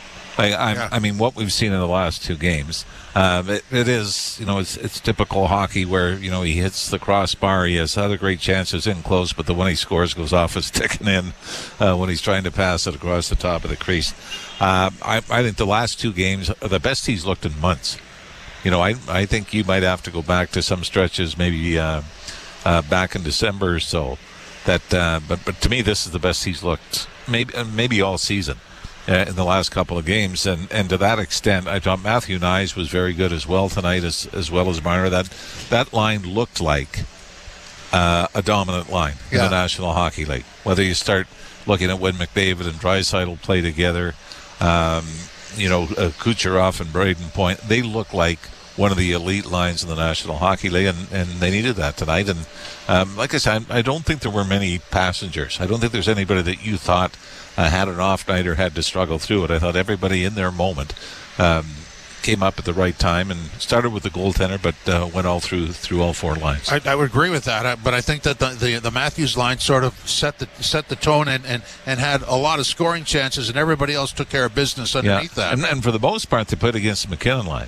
Yeah. And now, the one thing I noticed when they were on the road for that stretch, it seemed every game when the Leafs are playing on the road, the home coach wanted their number 1 line against the Matthews line. So interesting to see tonight that Craig Berube says, and that was the case in Colorado. But back here in Toronto, Craig Berube says, I want the same thing. I want my best line out against your best. And that's probably the ultimate compliment for both lines. I think the defense were great tonight, but game high 25-42 for Jake McCabe. He seems like he was physical all over the ice. He joined a couple of rushes, almost had a couple scoring chances. Yeah, but I thought Stewie was really smart on pinches. Mm-hmm. There were a couple of times where, and he can get caught maybe on 50-50 battle. He's going to jump in, but it was as if he had the respect for Colorado to say, no, I'm going to go. There were a couple of times he pulled out early and then got back and broke up plays that way. So I thought, he was physical, but I thought the decision making was great. I thought Brandon Carlo was outstanding. Again, I don't think you look at anybody as having an off night. And what about the read Chris Tanev makes late in the game when you've got Nathan MacKinnon going into the far post? And it's one of those that as soon as the puck goes there, Tanev looks and sees he knows exactly where Nathan MacKinnon is, and great read to be able to redirect the pass before it got to him. Well, that's what I liked about this game. You talked about the top line matchup, but also when you're seeing Makar and Taves out there, and you realize that McCabe and Tanev are pretty darn good themselves. Yeah, and I mean, obviously in a different way. Yeah. You've got the guys that create and the guys that try to erase. And, yeah, I thought they were outstanding. Now it'll be interesting to see, how they fare. Stolarz, I am very certain will get the start and goal for the Leafs tomorrow. He already had a 3-2 win against the Rangers at Madison Square Garden early this year. But I'm going to be interesting to see how the Rangers play, because Calgary went from here to New York to play them the following night, and the Rangers, I think, 13, 14 shots on the night for a team trying to get into a playoff spot. It'll be interesting to see if the Leafs can come out like Calgary did. Somehow Calgary comes out with all kinds of effort, and let's see if the Leafs can continue what they've built on here early in the week. Third line got 3 goals last game. Fourth liner got a shorthanded goal on Steve Lorenz. What are your thoughts on sort of the new balanced lineups, and do you like their chance of going to the playoffs with those guys? Well, what I like, and I know talking to Jimmer on a show about it, is that we love in the media to determine which line is number 1, which line is number 4. We're going to make that list for you. Yeah. To Craig Berube. I think what I like about the 3-4 combination, and it's no different than 1 and 2, where sometimes your second line is your best line, and they're going to get more ice time, more opportunities. I think when you look at the Leafs, if you're going to keep Domi, McMahon, and Robertson together, depending on what the score is, depending on who you're playing, depending on what the matchups are, 3 and 4 could easily be switched.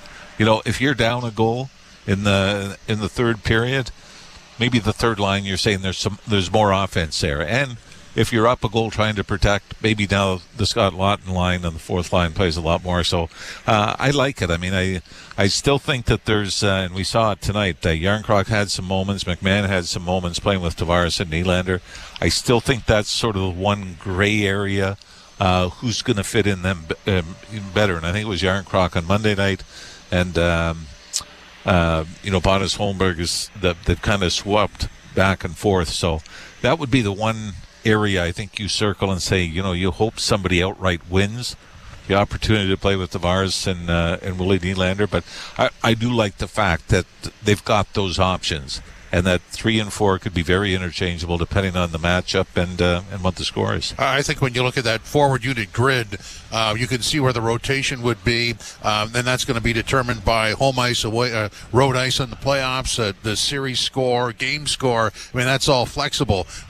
We sort of dodged this off the top. That Wall performance, I mean, that's as good as he's played. Does it remind you of anything, of any other point, either this season or before? Because he's had those games. Yeah, he's had those moments, I think, earlier in the year.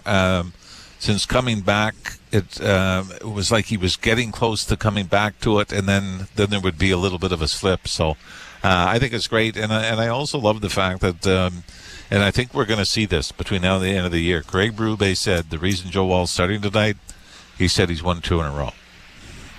That was just the reason he gave. Sure. And, he got the win in Utah in the shootout, and then Monday against the Calgary Flames. And to me, that sort of piqued me into thinking, you know what, this is how he's going to roll this. If somebody gets on a roll, if regardless of what Stolarz does tomorrow, I mean, that makes it easier if he has an off night or something to go back to Wall. But I think when we get rolling here, he has come out and said, I prefer to have one guy ready for the postseason, and maybe it was Stolarz had the edge a little earlier. Wall with the 3 straight wins might have changed Berube's mind, at least for now. Collective sigh of relief amongst Leaf Nations now with the win. They're first place now, tied with the Florida Panthers again. If you're Berube and Co., do you think there's a need or an urgency to finish atop of the division, or they're under the thinking, hey, we're going to have to beat 2-3 good teams anyways to get to the Cup? I think the downside of that, Stewie, is if you don't, it's like, do you feel like now you've lost you didn't accomplish your goal going into the playoffs. I tend to think it's like Max Domi said, we don't care where we finish. We're going to have to play somebody good. So say you finish first and you get Ottawa, who you haven't beaten 3 times this year. All right, but if you don't, you're going to get Florida or Tampa, which is considered one of the top. It's and it's one of those. Remember the "We Want Florida" chants? Careful what you wish for. So they play Buffalo. Yeah, I do. Buffalo have a chance. Yeah, the way it is now. So I think anyone would like it for home ice advantage. Should you be able to slug through the postseason and get to the conference finals or the Stanley Cup finals, I think you would like to have that in your pocket. But it's probably not the most important thing. But what it is, it's a great reminder, isn't it, for us? And I'm as guilty as anyone. We get into conversations, what do they need and what's wrong with them and who's going to turn it around and is somebody hurt? You're going, they're tied for first in the division with the defending Stanley Cup champions and a team that's won a couple of other cups in the last few years as well. Yeah, nice company. So everybody has gone through it through the course of the season, and you got to give them credit. They've we all do the same thing when they're not playing well. You think that's it. This is the team. It's all over, and they're never going to come out of it. Yeah. And now you see back-to-back games, and you go, okay, no, everything's all right until the next slide. So we might look back at that 6-game stretch and say, all right, there was a reason to be a concern, but who's going to remember it middle of April, whether they go to the finals or get through the first couple of rounds, conference finals, or whether they're out in the first round. We'll probably not go back and say, hey, remember that stretch in March. Well, it's all about adversity and how you come out of things, and they're out of it now. Yeah, and Colorado's been through enough adversity. Yeah. When they, what did we say? They've got like 47 players have played this year, including 6 goaltenders. That is a remarkable piece of trading. I mean, you know what that is? I mean, that's training camp. Yeah. 47 players, 6 goalies. and where'd the farm team go? Yeah, I mean, to even be at this point of the year where they traded for both their goalies, different goalies than they had coming out of training camp. So, but they, for whatever reason, Colorado, it's been seamless. A lot of people say, well, you make too many trades, it's going to screw up the chemistry. They look good. Brock Nelson looks good. Yeah. And then, they get Nichushkin back. They get guys that have, struggled with injuries, and they've had guys in and out of the lineup. And I think they're going to be, a force to reckon with in the West. Winnipeg last year got the short stick of getting Colorado in the first round. Probably more important that they finish first. Colorado-Dallas, what a first round that is. Oh, I know. And I watched the game Sunday where Colorado was up 3-1 late. Dallas scores 2 late ones, and Colorado wins it in overtime. So it'll be a fun series, but that's going to be one of those series, too, where you're going to go, it's not fair that one of these teams is going to be out in the first round. Ralphie, thanks for hanging around. Appreciate it. I'll text you when I get home. Good. Well, what a relief that is. I got to work tomorrow, too. Yeah. Oh, you too? Oh, yeah. But a lot of people don't want to know what it's like working back-to-back days. Oh, that's much later than what I have to do. Oh, yeah. Oh, sure. Rub it in, yeah.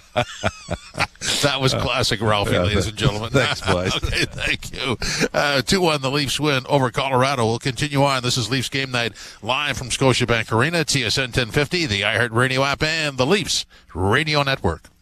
Mike Rowe here with a quick question. Is your concrete sinking? Whether it's your driveway, sidewalk, or patio, those uneven surfaces are not just ugly, they're dangerous. That's where Groundworks comes in. They use state-of-the-art concrete lifting solutions to prevent tripping hazards, and they're the best at what they do. Schedule your free inspection at groundworks.ca/row. And while you're there, check out my latest dirty job. It's a good one. Licensed where work is performed. See website for details. Whatever the weather, CMC Markets is here to help. Planning for a rainy day? Enjoy $0 commission on U.S. and Canadian share CFDs. Riding out the storm? Get ahead of the curve with lightning fast execution speeds. Blue skies ahead? Go with the trusted broker backed by over 30 years experience. Switch to CMC Markets and join over 275,000 global traders. Learn more at cmcmarkets.ca. FX spreads apply. CFDs involve a high degree of risk. Member Canadian Investor Protection Fund. Umbrella not included. Touchdown. Great catch. Give me a high five. 5 minutes later. Interception. Awesome play. Give me a high five. 2 hours later. Eddie, did you order 20 high five specials from 2-for-1 Pizza? You kept asking for high fives. I meant... never mind. I'm hungry. High five. Buy any large traditional pizza and get up to 3 medium one-topping pizzas for just $5 each.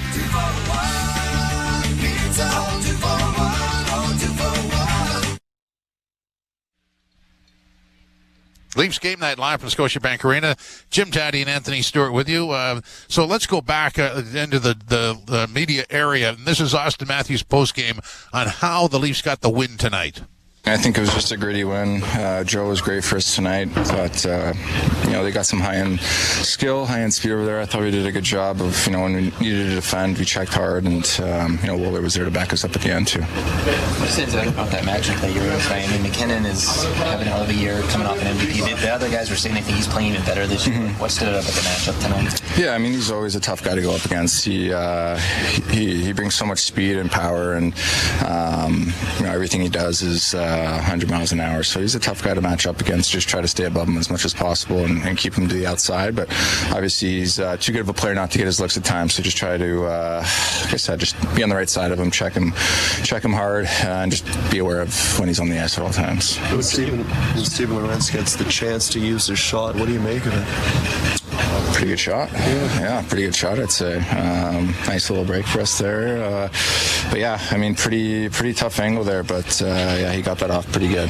You mentioned Joe. Just what have you seen from the last couple games? Just sort of steady things and really calm things down. Yeah, I mean, it doesn't really matter what's going on in the game. He could be playing good. He could be playing bad. I find he's just always got the same attitude, the same mentality. He approaches things the same every night, and he's extremely focused. So, I thought tonight he was excellent for us. He made some big saves there at the end to keep it a tie game there. I just thought he was all over it tonight. So. Your goal tonight, more or less, than just get the puck in the net. You never know what's going to happen. Yeah, I mean, I'm trying to find Nicey there on the back door, but fortunate bounce, and we'll take it. You had like 6 straight weeks on the road. I'm just wondering, this last stretch at home, what did it do for you? Just how did you feel it maybe impacted your energy levels? Yeah, it's been nice. It's been nice to be at home for a little bit, spend some time with my dog, just, sleep in the own bed. So yeah, it's been good. It's been good just to, have this stretch of games here and, going back on the road, that's life. And, these are important games for us, important points, so we just got to be ready. Austin Matthews, Leafs captain, after the 2-1 win over Colorado. Stu, I mean, in the building, this was a fun game to watch. This is the winning goal is a little, the hockey gods smile there, but the way Colorado brings the puck down the ice, fun to watch because, I mean, it's really choreographed. It's synchronized, isn't it?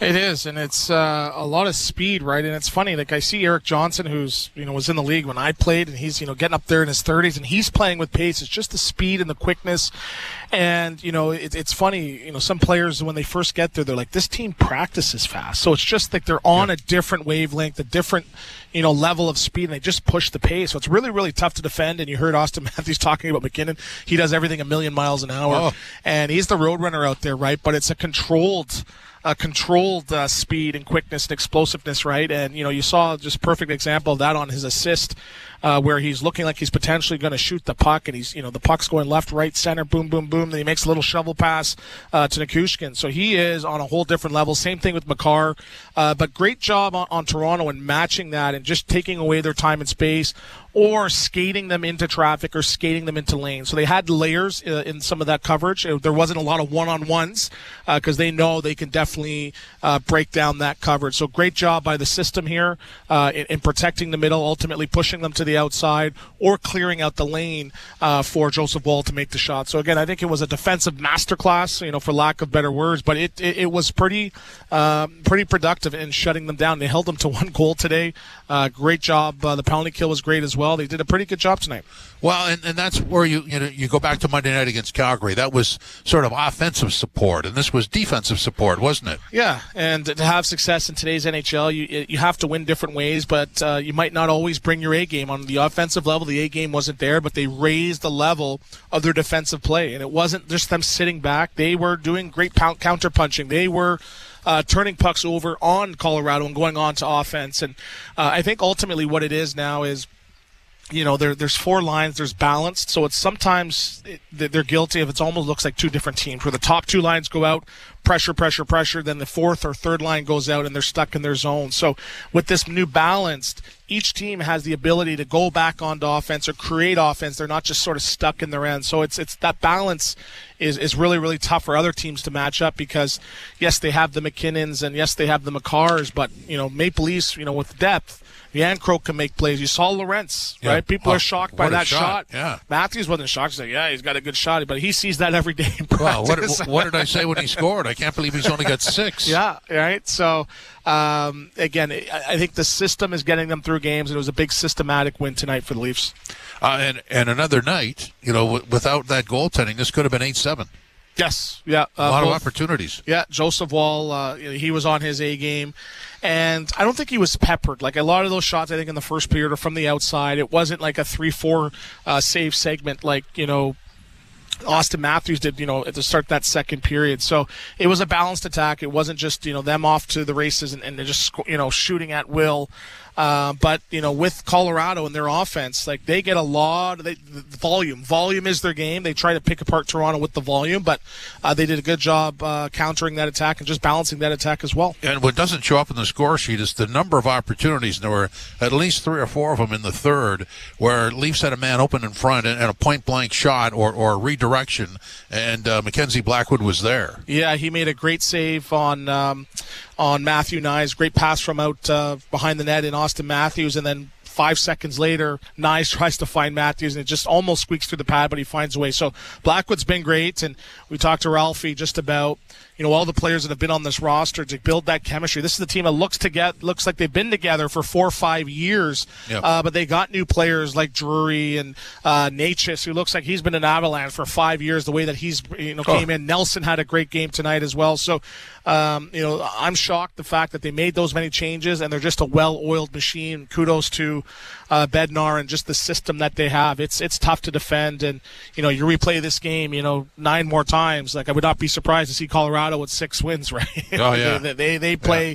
This is the evolution of the game, and what they're playing with. It's great to watch, and it's very, very effective. But again, I think we said this last week. Certainly against Florida and Ottawa. This is playoff style hockey, isn't it? It is. But I noticed a little bit halfway through the second into the third, Toronto does a great job of just almost lullabying the opposition, right? Where, yes, it's going back and forth. There's some opportunities. There's the counter punch, but it's just the flow back and forth. It's not like the hammer's being dropped and they're stuck for, 2-3 minutes and they're icing the puck and taking penalties. They do a good job of just, stabilizing the game. So it's tough to really describe that, but I noticed that at times where you can hear the crowd almost get out of it, but it's very, very effective where, you can't have your foot on the gas, for 60 minutes every single night. You have to find a way to quote unquote get those easy wins, and I think they did that tonight. Let's get more post-game thoughts now. Jake McCabe on his description of the win. We had the lead on these guys not too long ago, last week or whatever. Nice to close this one out. As a guy that really prides yourself on defense, do you get up for games like that when you know they're going to be coming at you hard? Get up for every game. How would you describe that winning goal? Yeah, fortuitous bounce, obviously. It's kind of funny how the hockey gods work out. Sometimes you get those bounces, sometimes you don't. I feel like they haven't really been bouncing our way the last couple of weeks, so it was nice to get a bounce and Stevie take advantage. How much of an impact did you say that Joe Wall had on the win tonight? Massive. The biggest, honestly. Stood tall. He bailed me out in the third there. Turned the puck over, and he has that, save right down the pipe. But that wasn't the only big save. He had numerous big saves. Great with the puck. Overall, just super steady. What's the attitude about Austin? Obviously, he gets the goal, but he's right there with you in the tough battle tonight. Yeah. We were going up against their top line all night, and I thought we did a pretty good job. Slowing 29 out down through the middle of the ice. I think Austin did a great job against him, and same with his wingers, Nyes and Mitch. Thought we did a good job against that line. Thought we spent some time in the ozone, got some good looks, and suppressed their scoring chances. What can the team take away from these last couple of games as you look to keep building here? Yeah, just build our confidence, momentum. It's a big thing in this league. When you lose a few in a row. Sometimes the confidence just isn't quite there as it was when you're winning 3 in a row. So, kind of catapulted us here the rest of March and into April. It's obviously getting into crunch time as we've been talking about here the last couple of weeks. So, big few games on the road here coming up. So he mapped it out nicely there. I mean, it's the top 5 Leafs against the top 5 Avs in a matchup, and that's pretty impressive. Yeah, and, in that heavyweight slug match, everybody has the ability to win, right? And, I know MacKinnon is considered on a different level too, but I think Austin Matthews had a lot more pace in his game. He controlled the play, and, not saying he was going tit for tat with MacKinnon, but he's like, you know what, I want to be in the same conversation. He had some good rushes, and he dominated in his own way tonight too. So, 7-game series, I'd love to see that. I think it would be an amazing Stanley Cup final, but there's a long time and a lot can happen between now and then. But this was a playoff-style game. It wasn't overly physical, but the pace was there, the speed was there, the energy was there. Well, defense. And the defense was there, too. And then that's what they say, offense puts butts in the seats, but it's defense that wins championships. It was a great job by Toronto just weathering that Colorado storm. But it wasn't just them sitting back and going 1-2-2 New Jersey Devils 1994 styles. They did a good job tracking. They had good job sticks and lanes. They did good job keeping them to the outside. They did great job breaking the puck out, at times as well. So it was a good all-around great team effort. One more piece of sound before we break. Joseph Woll, the goaltender tonight, judged as the number 2 star in the building. I would have had him as number 1, with all due respect to Austin Matthews. And here he is talking about his own performance. I think it was solid all the way through. I just, again, preach it all the time, but just stick to my process. And I thought it was a great team win for us. I think we did a great job of locking it down after we scored that go-ahead goal. And they're a good team over there, and it's a big win for us. First game against the Avs, but still out going up against MacKinnon. Yeah, he's a good player. I think this year's been my first time playing, him and McDavid, and they're special players and they have their reputation for a reason. But I take the guys we have in this room 10 out of 10 times, and I think our team showed that they were a special team. From your vantage point, how do you see that winning goal and the play that led up to it? Yeah, I'll take it for sure. Bounces happen, and unfortunate for them, but it's good to be on the right side of it. You guys had a goalie split, but how important is it to get into a groove as a goaltender, to get a little run here for yourself?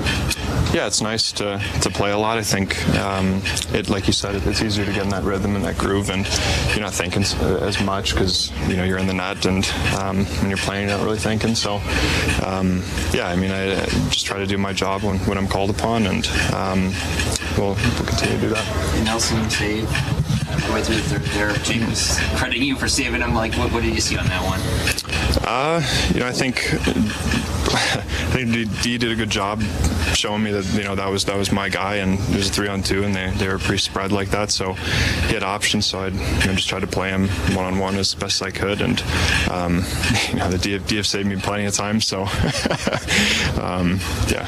What was it at the end of the second period? I think it was 9 straight shots for the Avs at MacKinnon right on the doorstep. Just that whole sequence for you, that stretch. It was big for us to not give up a goal there. I think that could be a big momentum shift, giving a goal at the end of the period. So I think we did a good job,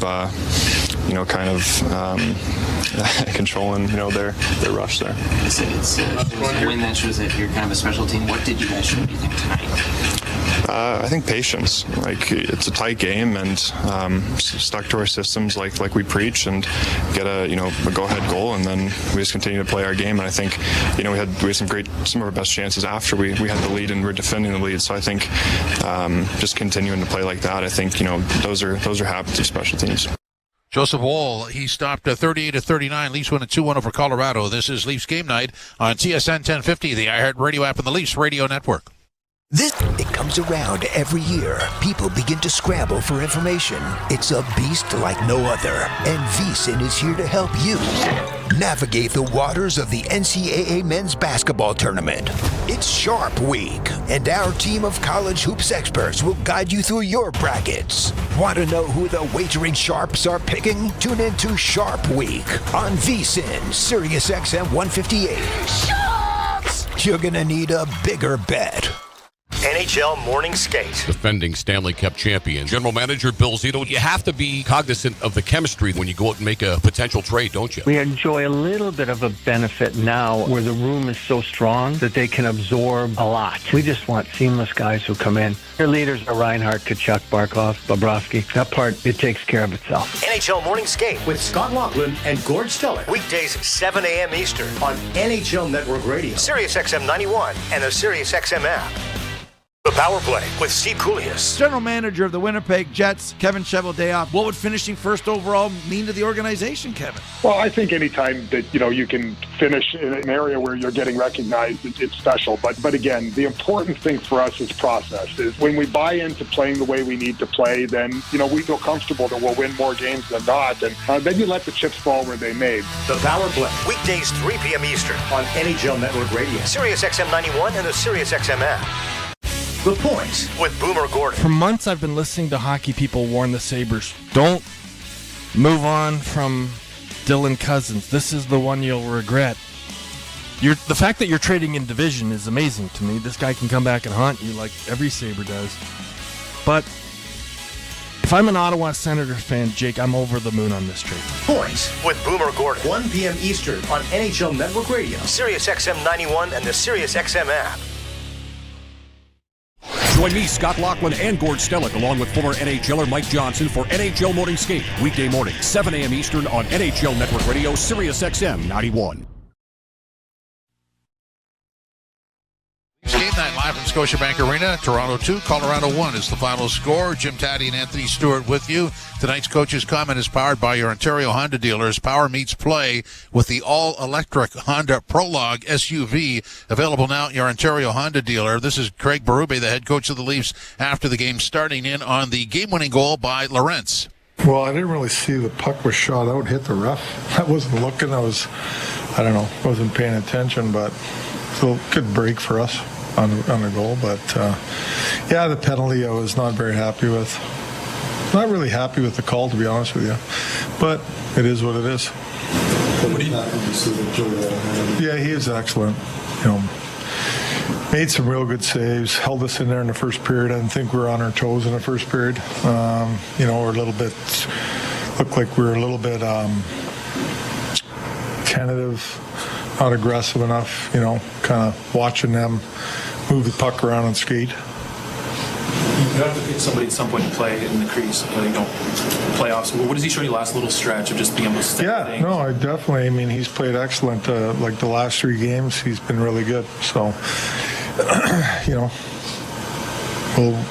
we'll figure all that out. What do you think made the Matthews line so effective tonight? Well, I thought that, that line was very good tonight. That's not an easy job to go out there against that MacKinnon line all night, and they did a great job. I thought that what made them effective, the line, was that they went after them and played in the offensive zone and created opportunities and worked and skated, and along with McCabe and Tanev out there against them guys all night. But I thought that, what we talked about is putting them on their heels a little bit, and they did that. That line was really good for us tonight. What are you seeing in the adjustment phase for Scott Laughlin? Just a little bit. I think he's trying to probably play the game without making mistakes, and he's overthinking things instead of just playing goal lots. Just play, be aggressive, do your thing, and that'll come around. I do believe that. He wants to do well, and he's gotta loosen up and go play. Use your ability. You're a good player. You played in the league a long time. Just go play. I think he's holding back a little bit, too safe almost. How much do you think that's local kid coming home wanted? Well, I'm sure that's part of it. He's from here and, got a lot going on and people and everything else. And you want to please, right? He's got to forget about pleasing and play and do your thing. You're a good player. That's why you're in the National Hockey League and you played a long time. How big the last 2 games as a reset on home ice? Yeah, no, it's good. Really good on home ice here. I thought that we that's a very good team over there, and they put you on your heels a lot, but we battled and blocked shots and competitive. We were competitive. There's things we got to do better, obviously, and we will. But overall, it was a competitive game, and I thought that we competed hard and did what we had to do to win the game. And Joseph Holt did what he had to do for us in net. He was very good. Coach Craig Berube, I like the Lawton stuff just because sometimes, you expect the transition to be seamless. But, I mean, is there a better contrast than what the Flyers are doing and what the Leafs are capable of? So you're talking about for Lawton, Yeah, he's on this team that's, taking on water, and over here. You remember Foligno when he came in, right? The expectations were so high, and sometimes the moment is bigger than yourself, and he did a good job just sort of breaking it down. Like you don't want to go out there and please, right? You have to just come in and play, and again, that is a distraction at times. You got to deal with tickets, you got to deal with family. You're coming in, he's Oakville, I believe, right? Yep, and family, going back and seeing them. So there's a transition period, right? You saw Huberdeau just finally hitting his stride when he got traded to Calgary from Florida. So am I surprised that I don't say he's struggling, that it's taking time for him to really hit his stride? I'm not really surprised. And you look at all the free agents and moves that they've made over the last year, they've pretty much hit on every single person, right? They're going to have a bit of a miss, but I think for Lawton, it's just getting acclimated to the new system, not putting too much pressure on himself. Sometimes when you're playing with such talented players on the Maple Leafs, you want to do more. You want to, possess the puck and make great plays. He's just got to dumb it down and go out there and just play. And for him, I think it's a physical game, win his faceoffs, try to get and play a good two-way game on the penalty kill as well. But ultimately, it's a tough market to crack, and it's tough for hometown guys to come back. I had the opportunity to do it, and I'm like, they can bury my contract on the way to burying Jeff Finger's contract. I'm not coming here because there's a lot of factors outside hockey that make it difficult. But it's a big mistake that I feel I made, because just how they treat their alumni and everybody else. It's an amazing market. I think it's just going to take a little bit of time for him to get accustomed to what it's like in being a Maple Leaf on and off the ice. Yeah, I mean, he's going to get there. That's not what I'm saying, but he jumped onto a moving train, so he was wearing sandals. He didn't have his work boots on. He was previously in a car in a parking lot, and he jumped onto a moving train. And remember, right? You're in Philadelphia. Yes, they were in a playoff hunt for a little bit, but it's tough to go from we're losing every game and we got to work extremely hard. We got a coach barking at us every single day to now you're in a playoff race, battling for the division. So it's going to take time, and you move. You got to worry about the stressors of that. Where's my car? What am I doing with the dog? Where's the dog? Where's my restaurant? Right. So players are creatures of habit, and they're built on their routines. And sometimes when they don't have that, it affects them. And yes, we're paid a lot of money. We understand that, but he didn't lose his powers. He didn't lose his skill overnight. It just takes a little bit of time. No, and I think the coach nailed that. He's going to come into a situation where there are high expectations, and he doesn't want to mess up. Yeah, so that's that's a defensive mindset right there. Yeah, but again, great job by Berube. Didn't throw him under the bus, and I think Lawton, again, he's a pro. He's been around for a long time, and I see him in the summertime. He puts a lot of work into his craft. He's in the gym. He trains. He skates. He wants to be better, and I believe he will be better. So, in the scheme of things, how important is this win tonight, in your opinion? It is, and I think the next three games are going to be very, very crucial, right? Because they have the Rangers, Nashville, and Philadelphia, but then now they have that dreaded West Coast trip, right? Where you got San Jose, LA, and Anaheim. It's very, very tough to come out of there just with the timing of the year, the travel, the time change, all that. So. Again, I think tonight's obviously a big, big win, but, you get 2 out of 3 and you come back with, possibly 3 out of 6 points. You're setting yourself up pretty good for that final push. So it's tough to look that further ahead, but I'm sure they're keeping that in mind, and they're going to be balancing their rest days and their work days and how hard they make a push. But I think they're going to be pushing for that division title for the rest of the year. Yeah, I'm just looking at this. There's a lot of sort of 3-game segments that work well, and what I said earlier today on Leafs Guy, there's if they had 15 games left going into this one, 8 of them are soaked up in back-to-back games on consecutive nights. 4 times they do that, so that's a bit of a test too, isn't it? It is, and again, it's very tough now as they have to get on a plane and go to New York, right? And again, you get to say bye to the family very, very quickly, and then you got to get on a plane, see you later, and now you're on Broadway, and now it's time to go to sleep, right? Of course. So again, but it's you want to hit your stride. You want to start peaking around this time because you can't just turn it on come playoff time. I think you're going to have a great picture on what the goaltending position is going to be and who's going to be the number one. These back-to-backs, I think, is going to help sort that out. Or as Austin Matthews' dog would say, brr. Arf, arf, arf, arf. Again, guy? You just got home. He brings him on the road. He's flying. He can rent the chopper out. That's how rich the dog is. The S-Guy chopper. That's why we put the S-Guy chopper in the air for that type of thing. Stu, take the rest of the night off. Always great working with the Tap Man. And we'll talk again tomorrow on Leafs Guy 12:30. Coming up next, we'll have the out-of-town scoreboard. This is Leafs Game Night live from Scotiabank Arena, TSN 1050, the iHeartRadio app, and the Leafs Radio Network. You've been listening to NHL Play-by-Play on SiriusXM. Head over to SiriusXM NHL Network Radio, SiriusXM 91, for the best hockey talk. The bomb. Stop the terrorists.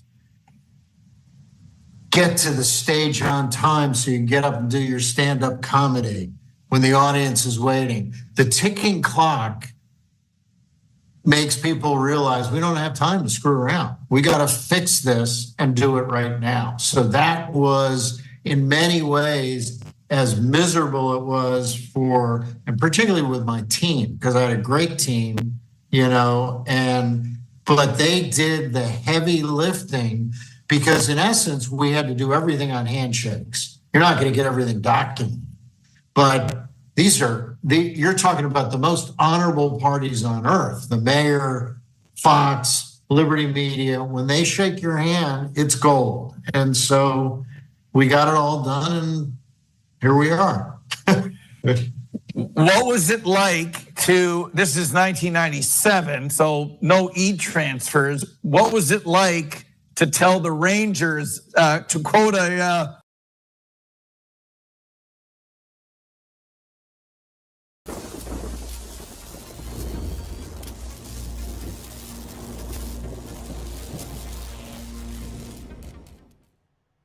Hey Insiders, I just wanted to stop the Leaf stream and just say thank you.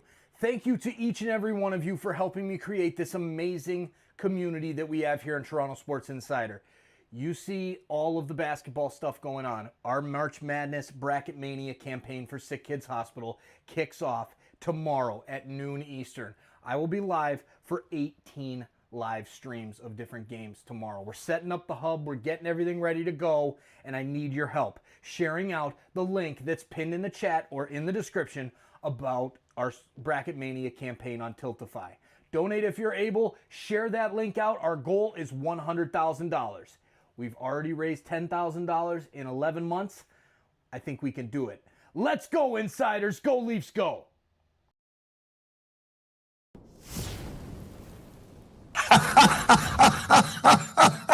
I love it. I never knew that. I love it. SiriusXM Fantasy Sports Radio is the place for expert advice, strategy, and information for the best fantasy sports analysis to win your league. Plus, hear pick-by-pick coverage of live drafts and interviews with top players, coaches, and team executives on SiriusXM 87. I'm Frank Trachtenberg with your SiriusXM NHL schedule for Wednesday, March the 19th. All times are Eastern, and please remember, all games, times, and channels are subject to change. Check SiriusXM.com for the latest updates. In the NHL, 7 p.m., Toronto Maple Leafs take on the Colorado Avalanche. Maple Leafs on Sirius XM Channels 91, Internet 946. Avs on Internet 926. 9:30 p.m., Minnesota Wild take on the Seattle Kraken. Wild on Sirius XM Channels 91, Internet 933. Kraken on Internet 943. For 24/7 coverage of the NHL season and hockey across the world, keep it locked on Sirius XM NHL Network Radio, Channel 91. I'm Frank Trachtenberg with your Sirius XM NHL schedule for Wednesday, March the